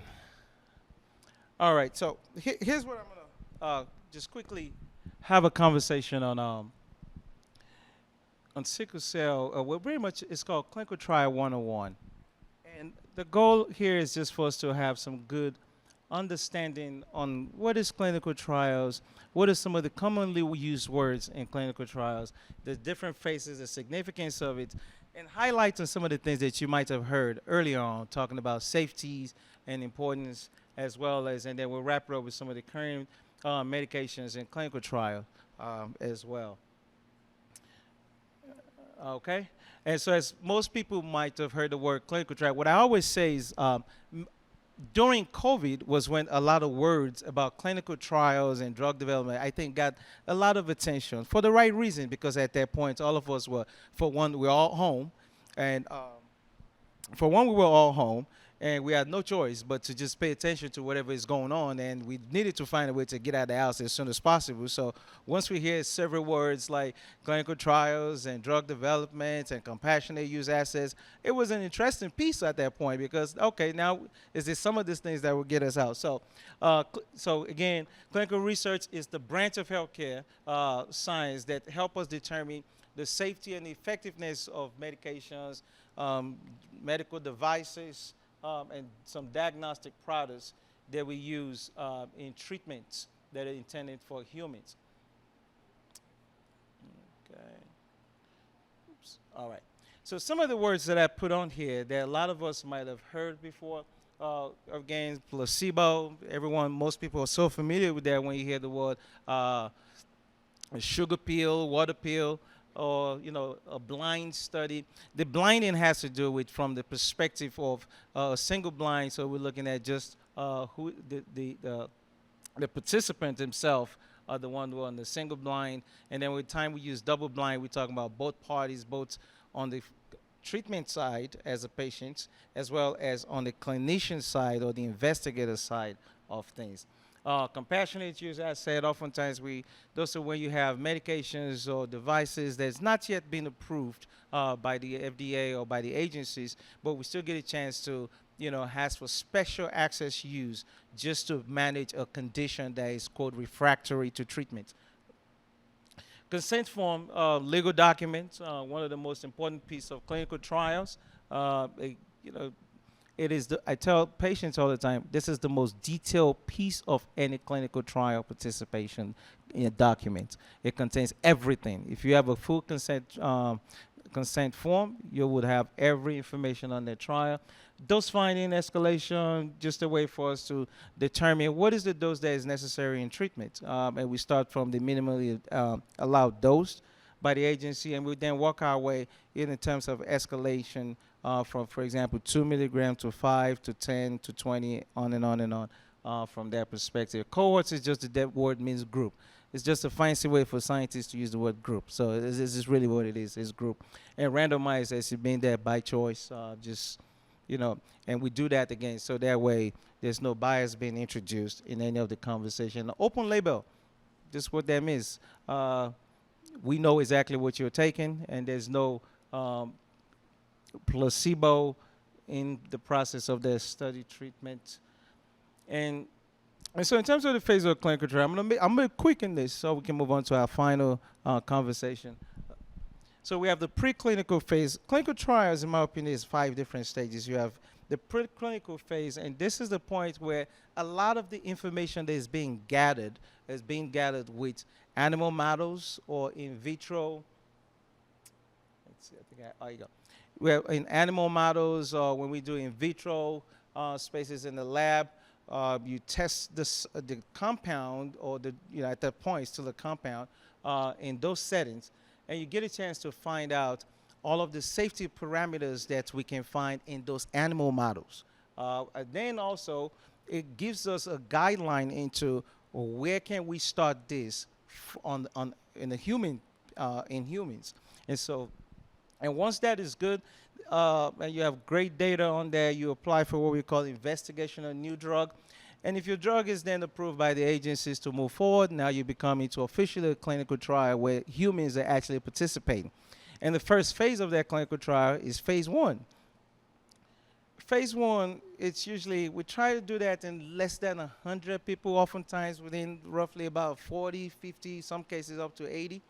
And a lot of times we're looking at patients who are much more healthy, even if we're looking at the disease state, or just totally healthy volunteers, folks who do not even have the disease at all. And that's also one of the most important phases, is the early phase of clinical trial, and phase 1 being one of them. So this is where we get a chance to use, again, dose escalation, dose finding. What dose can we continue to advise patients to stay on this medication? So how do we know that 200 milligram of ibuprofen is what you should take, or 800 milligram, or whatever you should take, and you should take it 4 or 5 times a week? This is the moments that those information are being discovered, along with, what we call the profile of the drug in human for the first time. So we get a chance to learn how's the drug absorbed. How do you observe it? Is it better when you do it while eating? Is it better when you do it while fasting? So oftentimes when you hear someone say, or one of your providers or physicians say, hey, take this medication with empty stomach. This is how we get to that point. Take it with food. This is how we get to that point. Because sometimes you have some medications that they do well when you eat, and you have some medications that do better when you're hungry. Oh, well, maybe not hungry, but at least on an empty stomach. So that's the idea behind that. We also get a chance to find out, what we call the the PD, or the pharmacodynamics. Again, it's just, how does that drug really work within us as ourselves? So in many cases, I think early in one of the conversations, someone had mentioned, I'm not sure which one of the doctors mentioned something to the effect that, if I take a certain medication and you take it, but we both have different side effects. And so those are some of the information that we gather from there. If your data is good and it's great, on to phase 2. Phase 2 almost all the time is one of the phases where you get a chance to establish the dose that is the perfect dose for actual treatment. So in phase 1, we're still doing our discovery in terms of what is the right dose. And then in phase 2, we establish it. Now we've gotten to say 300 milligram is the key guy, and that's what it is. So now we get a chance to try that medication, monitor our safety, which is the biggest piece of every phase of clinical trial. And so we'll continue to do that in phase 2. We continue to, in this phase, again, you also do a comparison oftentimes to what is the current standard of treatment. And within that standard of treatment, how does this particular compound that we're looking at, how does it measure up? Does it provide less side effects, or does it provide even a better symptoms recovery for patients that are in those taking those medication? It's not usually too long, usually months to years. And I'll go back here again. I know during COVID, during COVID, one of the big challenges that we had at the time was a lot of people were saying, oh, we've always heard it take 10 years and 5 years to run to a drug to discover this, and now we are here in less than a year and a half. You guys have come up with stuff. Well, part of the reason is availability of patients to participate.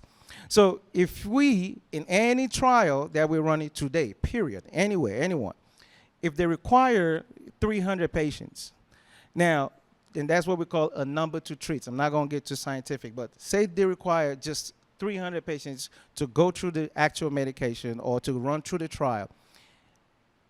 If it takes us, sometimes in the real world, it could take you about 3 years for you to get to that point.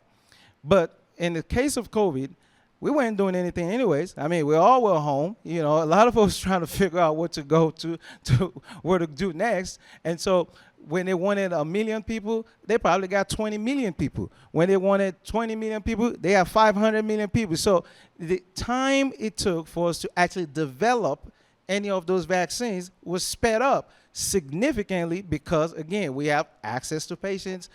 Everybody was just like, listen, I got to get out of here. So, and so that's one of the important pieces here. So in phase 2, roughly about 300 people or less. If your data is good, like keep measuring if your data is good. And the reason for that is to let folks know we cannot move from one phase to the next without your data being reviewed, without it being looking good.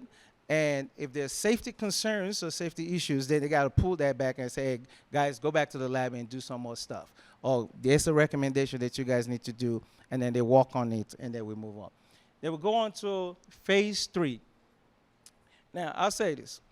A lot of pharma companies always like us to stop here because this is the big boy. This is the point where all the work that you've been doing, gathering science, gathering data, treating patients, and all of this, this is where you find out how good it is.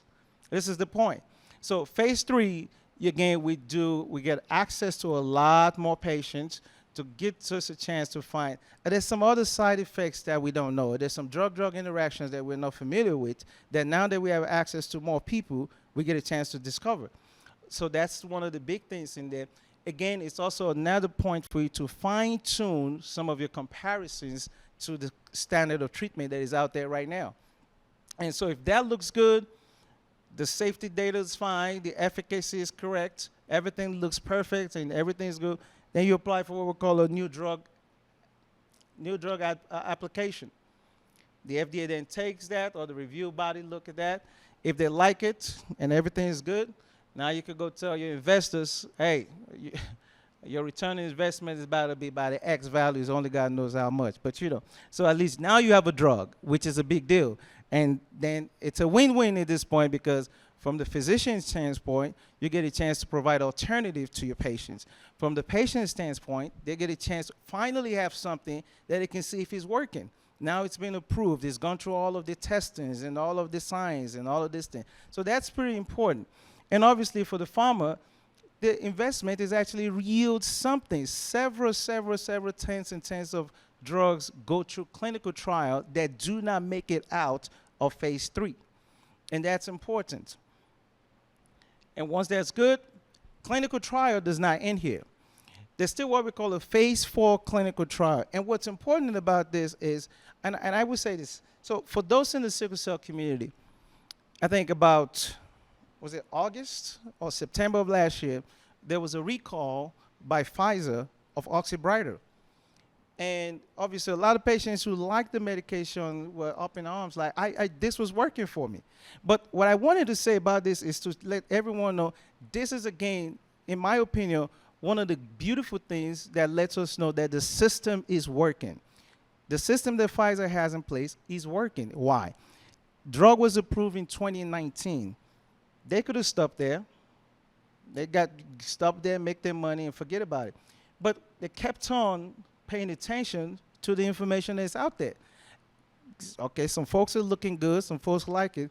But at the end of the day, when the data came back and they're reviewing, said the benefit doesn't outweigh the risk, they did what was right and pulled the drug off the market. So this is important.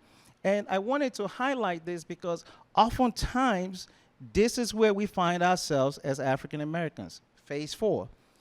And this is one of the big reasons why the drugs never work for us. We have more side effects than everybody else. It takes us longer. Our prognosis is worse. And this we just keep going down the line. So this is important for us to make sure that our participation is not just by the time it becomes a script. It's good at that point. It's being tested through science. But what if we find out things that we don't know? So it is important for us just to say, again, the scope of this is for us to make sure that we're present and participating in all of the in all phases of trial, so that, again, the dose that will work for us can be accounted while the decision is being made, and not that we wait until when the decision is completed and then we're finding out that the drug is being approved for 200 milligram, but we take that 200 milligram and we're still right there where we are in terms of our disease and in terms of our conditions, and our prognosis is getting worse every day and the day. So that's what's important that I wanted to mention on that. So the phase 4, keep going. And just rephrasing that.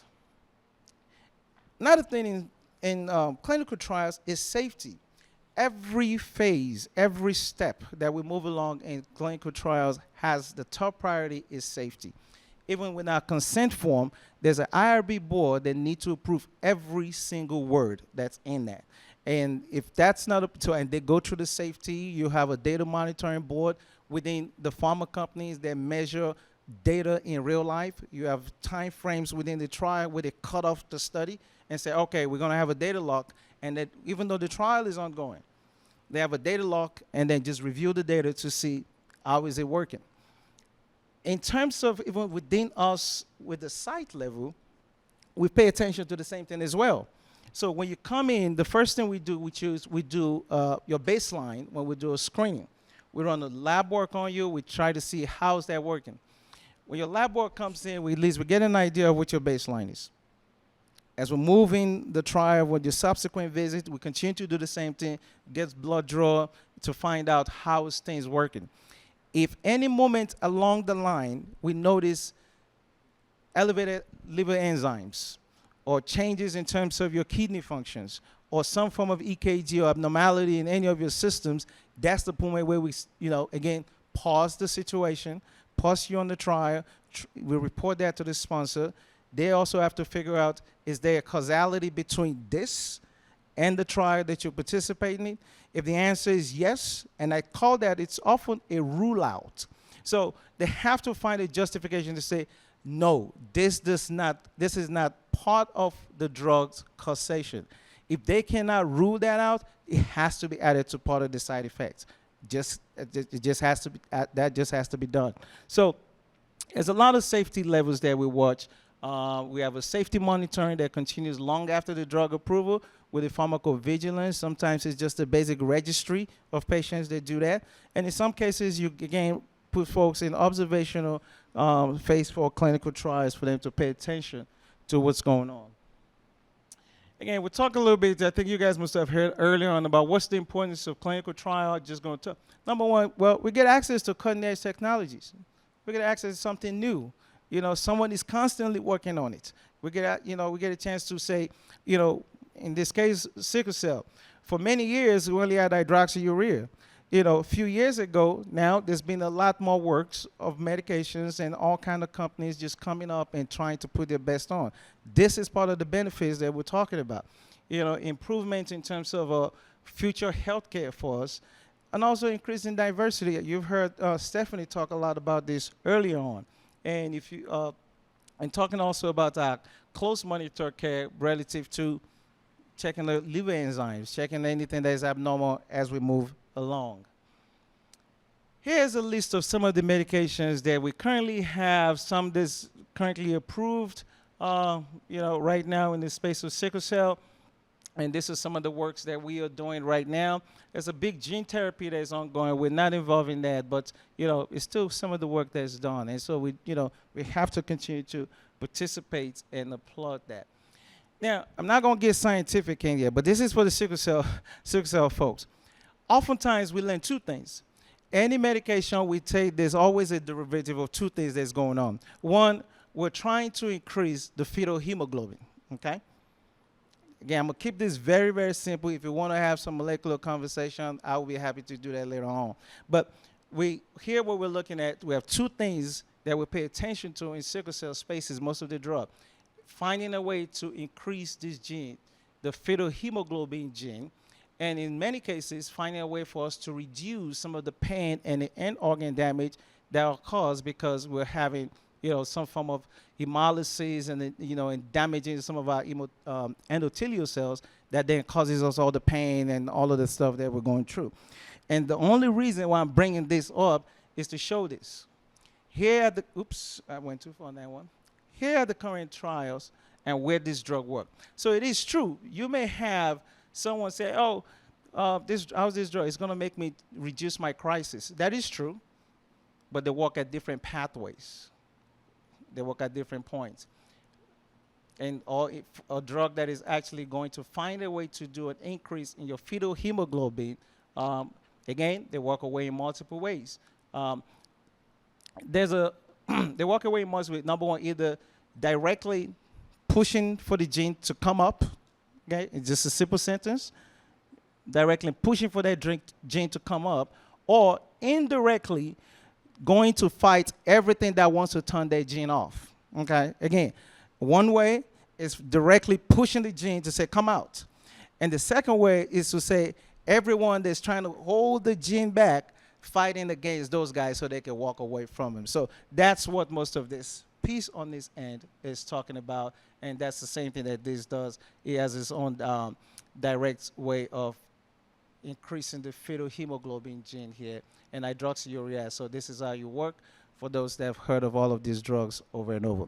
But that's all that I have for now. And so what's next? We got to get involved. We got to tell somebody to get involved. There's safety measures in clinical trial. All of these drugs, we do need to be a part of it.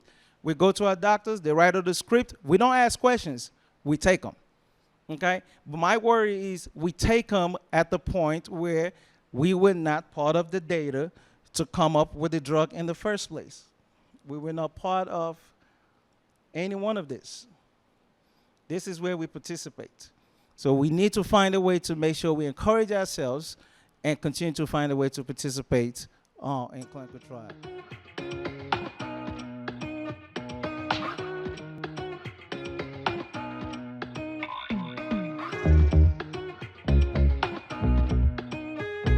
All right, once again, thank you to everyone as we move along. This is the final piece of our program, and I'm going to invite out, let's see if I can get this. I'll just leave this on here. I'm going to invite up, once again, Dr. Brian Stone, my guy. Thank you, Dr. Stone. And so we'll have our final conversation, and on this piece, we're talking about how do we navigate the healthcare system in this current era? Again, a lot of us are so used to this, not used to it, we just we ain't got a choice. I mean, we just ain't got no choice, so we're here now. So in this new era where the idea of equity is a problem, as if equity means some form of disease, or equity means some form of cancer. But we still have to navigate through it because it is our reality. there is a difference in every single person, and that difference is very vital to our healthcare, to our development as individuals and as a nation. So here we're going to have a conversation on how do we navigate the healthcare system in this current era while making sure that we're maintaining equity. I'm going to bring up Dr. Stone is going to be here with us to have this conversation, and as well we're going to have. So I'm going to invite Reginald Darby. So Reginald Darby is a healthcare policy advocate and a government relation expert, aka lobbyist at the DC level. Reginald Darby advocates policies, healthcare policies and government relations experts with over 15 years of experience in the federal advocacy and legislative strategy. He specializes in healthcare access, insurance reform, and public health policies, working to expand equitable healthcare solutions. Is the president and CEO of Rosewood Strategies. Darby advises clients on healthcare policy advocacy, helping organizations navigate federal and state healthcare legislation. He has built strong relationship with Congress, the White House, and National Healthcare Advocacy Group to ensure key voices influence policy decisions.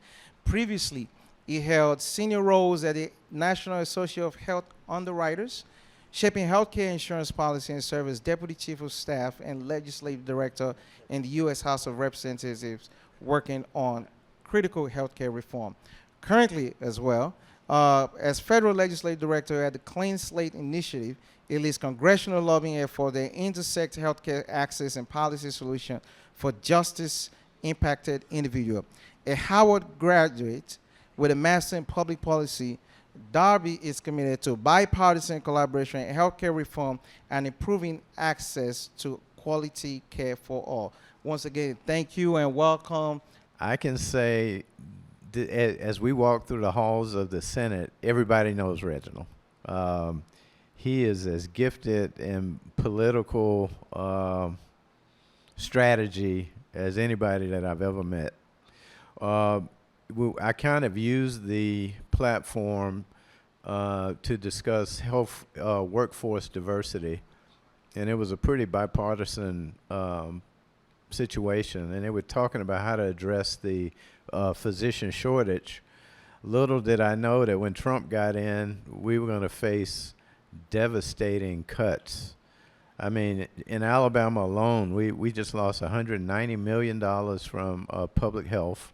That's going to impact our ability to detect things like COVID, measles, even Ebola, anything that might come in, potentially threaten the entire population, that's gone. UAB, one of the biggest top 20 universities as far as medical research, had a budget of $2 billion, major economic impact on Alabama, is going to lose $300 million as a result of the NIH grants. I met with the dean last week. They could potentially have to cut 30% of the workforce. And I met with Katie Britt staff last week, and you know, they look like deer in the headlight because I guess they signed off on it but didn't expect the impact to be this significant. And I find it a bit overwhelming. I'm president and chief of staff of a medical center in Alabama, but I think instead of getting knocked back on your heels and exasperated and not knowing what to do, we have resources that can help us navigate. Reginald has had me in meetings with Senator Tupperville again this week, Congressman Mike Rogers, Adderholt. I'm meeting with Terry Sewell next week. Had the opportunity to meet Warnock, all trying to deal with how do we fight back and get the funding for research. How do we defend ourselves? So Reginald is here to tell us how we may do that and how bad things are going to get. No pressure at all, I guess, here.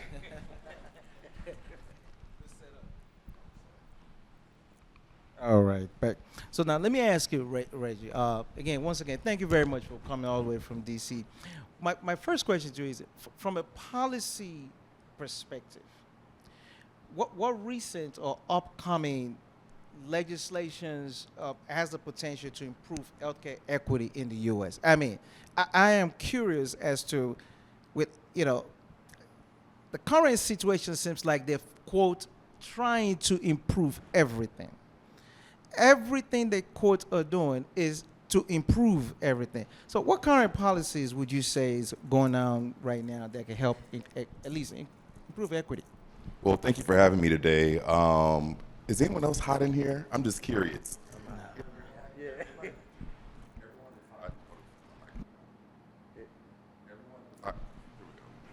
you hear me? No. Can you guys hear me? Oh, now you can hear me. Everyone who's hot, raise your hand. All right, I just want to make sure I'm not by myself. Okay. All right, and I also want to make sure y'all are live because y'all a little quiet.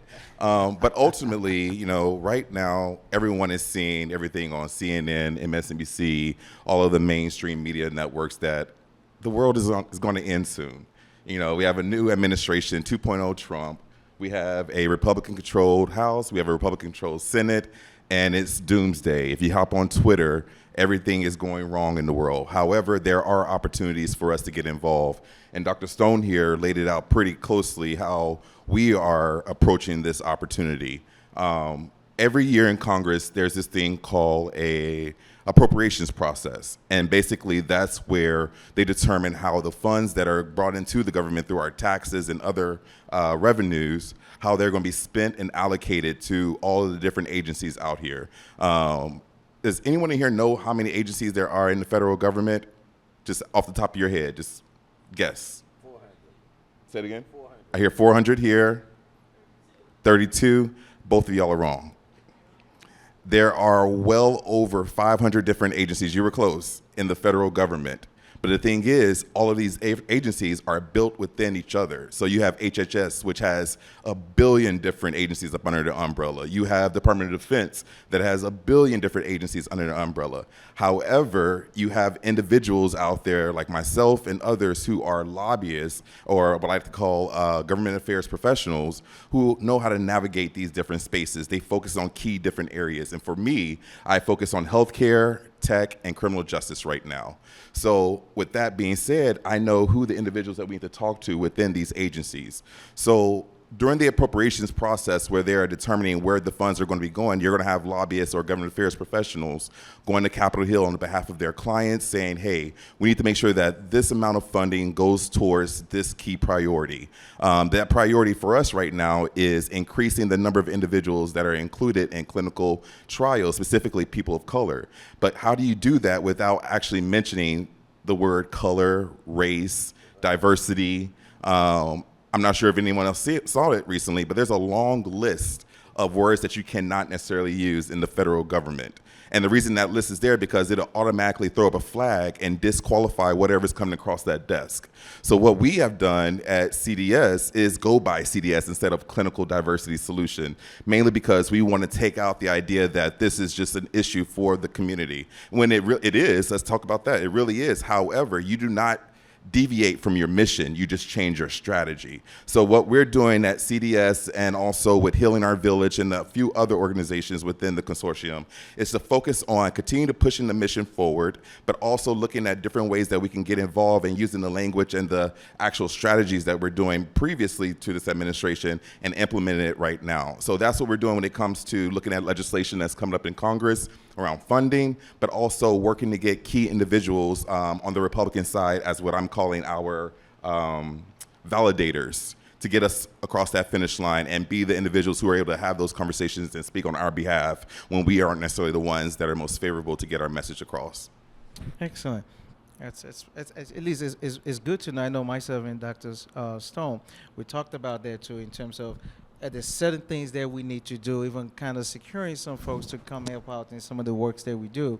It seems like once they hear the word equity, it's like, hey, man, I don't know if I'm comfortable just getting involved just because of what's going on.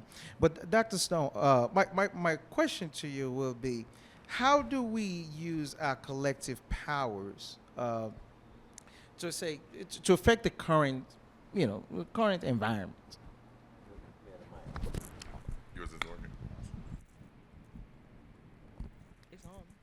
It's on. Oh, okay. So I think the term that politics is local is real, and I had never done political engagement before, but it was effective. You know, I was able to get Senator Tuberville, Senator Britt to sign letters of support for my grant, Senator Braun of Indiana. I don't even think I got any Democratic letters. I expected it to be heavily weighted toward Democratic support, but the concept of, oh, okay, all right, I got two, but face-to-face, sitting down with your legislators, it's particularly local for the state and the ones that are in D.C., is better, you know, because they're just people like us. And when you get somebody one-on-one and you show up with your facts, what are the facts? Well, the facts are the country is spending $3.7 trillion a year on chronic illness. What's the fact? Georgia's spending $1.2 trillion on chronic illness per year. Where's all the chronic illness? Largely in black and poor communities. So if you fix that problem, you're going to reduce the economic impact on your state. You're going to free up money that you could use for something else, and you'll look like a hero. That's the BS I was selling, but it worked. So instead of focusing on race, let's focus on money. Okay, how do we reduce the cost? You reduce the cost of healthcare by making sure that every drug that's produced is effective in every population. And so that's our approach. It needs to shift toward economics, the cost. What is the cost of doing nothing? Because that's what they're focused on, is money. And let me piggyback on that just a little bit. Another technique that should definitely be considered is moving in numbers. A lot of times people don't believe that you can go to Capitol Hill by yourself and advocate for something that you actually care about. You can do that. You don't have to have a title. You don't have to be another elected official from your state district or from your city council. You can go there as an individual. You can actually just go to their website, send a letter to them via their website portal, and you have done your civic duty, and make sure that you are getting involved and they're hearing you. As a former congressional staffer, we read every single piece of mail that comes in from our constituents, and every district has almost 800,000 individuals in that district. So just imagine if you're one person who writes in to talk about a pothole that's in front of your house that you have a concern about. It may not be a federal issue, but they know who to talk to back in your state, back in your city to reach out to. A second thing you could do as well as part of that coalition is what I call power mapping. You look at a key issue. For us right now, again, it's clinical trials and increasing diversity in it. So we put that at the center of our map. You also look at folks that you want to engage with. For us, we want to engage with more Republicans. So we're looking at Senator Tuberville. So we know that he sits on the committee of jurisdiction, and we also know that he's favorable to us. So we know it's a positive going up and a positive going to the right. So we put him in that corner, and it makes it an easy pick-off for, I call those low-hanging fruit. And then we have individuals who may not be very interested in the work we're doing and don't want to talk about diversity, don't want to talk about inclusion. And those individuals may not even be on the committee of jurisdiction. So we move them to the left and we move them down. And we know those are folks that we can either spend less time with or be a little bit more strategic around how we engage with them. So this allows for us to use our time in a better way, but also be more efficient and effective in how we're doing our advocating and our education of members of Congress and also our local officials. Look at God. Because I don't know if y'all can see all the way back there, but I am sweating I'm sweating. We can see you dripping, my brother. All right. I mean, Oh, it do you is need coming something? down heavy. There you like- go. There you go. All right. All right. You need a napkin too? No, I'm Come good. on All now. right, Hey, just making we sure. gonna make it. We gonna make it. Anyways, okay, good. You good? Yep. More water? Oh, I got them. All right, let's go. All right. Well, now, my next question to you is this. Obviously, from a state perspective, how do you think, or what can state government do? You know, I know we talk about politics is local, but what can state governments do to work alongside federal to kind of make sure that some of the policies work for us? So right now, I'm not sure if most people know this, but every governor of every state has a representative or a liaison that is based in Washington, D.C.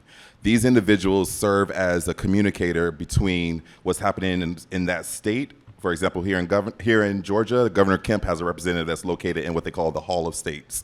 And basically, in that building, there are 50 different offices plus the territories offices, and they all meet on a regular basis. And then there's also organizations like the National Governor Association, the Republican Governor Association, and then also the Democratic Governor Association. And then you take it a step further, and you have an organization called the National Association of Counties, and you also have the National Council of State Legislators. There's a lot of different trade associations that are focused on being a bridge between state and local politics and priorities, policy priorities, and that of what's going on at the federal government. So that is one way that you can get involved in pushing key priorities.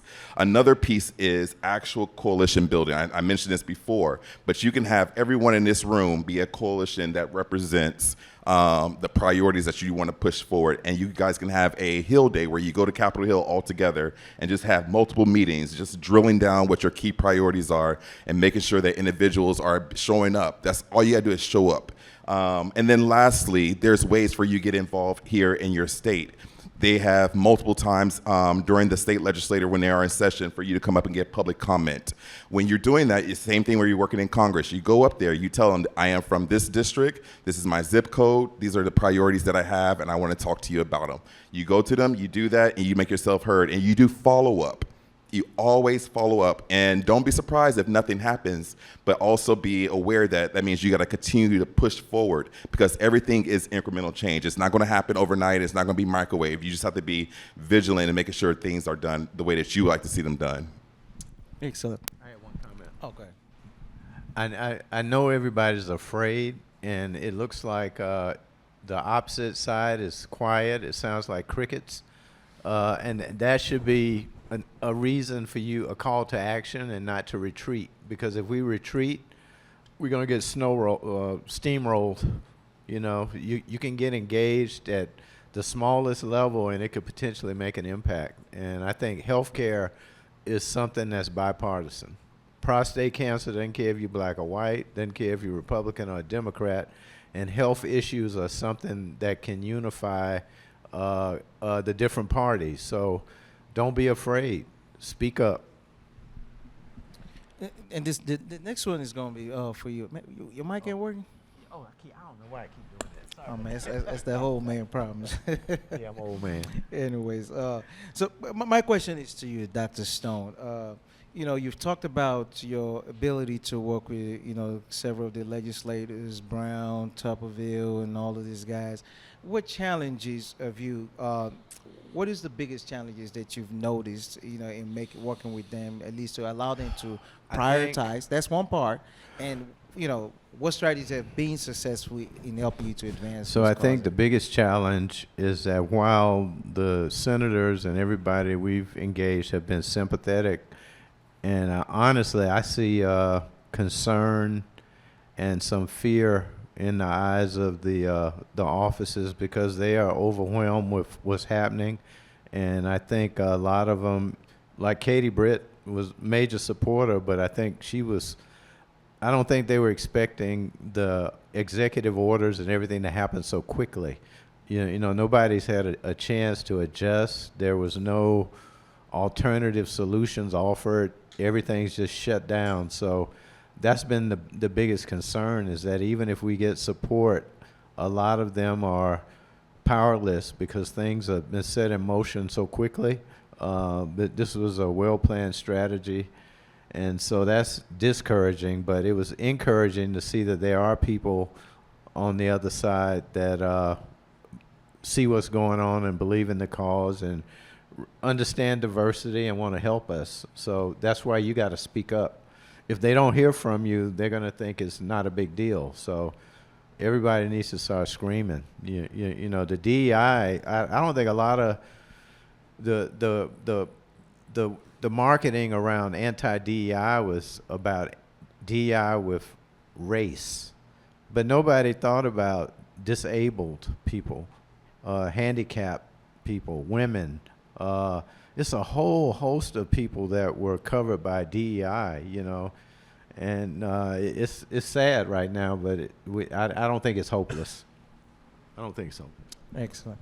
Well, I just at this time, I just want to take a pause. Is there anyone around who has any questions, just briefly, while we was talking so far? Any questions? All right. Forgive me. So now the next question is it's to you. What I think we talked a little bit about this in terms of what advice would you give grassroots organizations again or individuals who wants to push for health equity policies on the state level? Go ahead. So the question ultimately comes around, what can you do at the state level? A lot of the work that I talk about is at the federal level, but it actually applies across the board. When it comes to coalitions, I firmly believe that every policy idea, every policy has become law, has all been rooted in grassroots. So what you have to do is find your community. If you do not necessarily know how to build a coalition, go find one and join it. If you don't know where to find one and join it, go talk to your neighbors. You know what's the ultimate not coalition, swap. The ultimate coalition is an HOA. This is a group of folks who all have a key idea of having a safe and clean community. Now imagine if you put the same effort that the HOA does about getting your trash cans out on time and put that towards actually caring about a policy around clinical trials. Imagine you have that, though, at the state level. You're here based in the Atlanta area, so you can go right down to the Capitol. It's a very beautiful Capitol, by the way, I must say, with the Gold Dome. And go down there and just have those conversations. And then also find out who your legislator is. They're supposed to be in the community. They have district offices. Go to that district office. Go knock on those doors. When the election time comes around, go to their town halls. Find out what their priorities are. If you don't hear anything that sounds right to you, stand up and ask the question. Have you considered X, Y, and Z? How do you feel about this? And if this still doesn't ring a bell or get them to move on that action, then that's when you go back to your coalition or back to your grassroots groups and say, hey, we need to make this a priority for our folks, and we need to go talk to Senator whoever and say, this is what we want to see done, and this is the number of people that are behind me on this. Excellent. But my next question is a two-part question, but I'll let Dr. Stone start this. Now, obviously, you know, the lobbyists are very good in terms of their messaging and this, and I always think that comes with a steep price. So my question to you is this: walk us through your process in even selecting the lobbyists in the first place, and for those who might again. And then back to their regional is, how can folks get someone like yourself to help them advocate? Or how do you guys build the political power that you guys are able to build in D.C.? But I'll let him start. I got lucky when I got him, but I'm part of a group that tried to apply for a medical cannabis license in Alabama. And we knew it was an uphill battle as the only black own applicant. So I got directed through my attorney to a lobbyist out of Montgomery, and they'll just know. He happened to be a labor focused lobbyist, but they got lobbyists for pharmaceutical companies, and they got lobbyists for everything you can think of. You just have to ask around, you know, within political circles. You can probably, even your legislator would know who's lobbying for what, and probably Reginald will have some better ideas.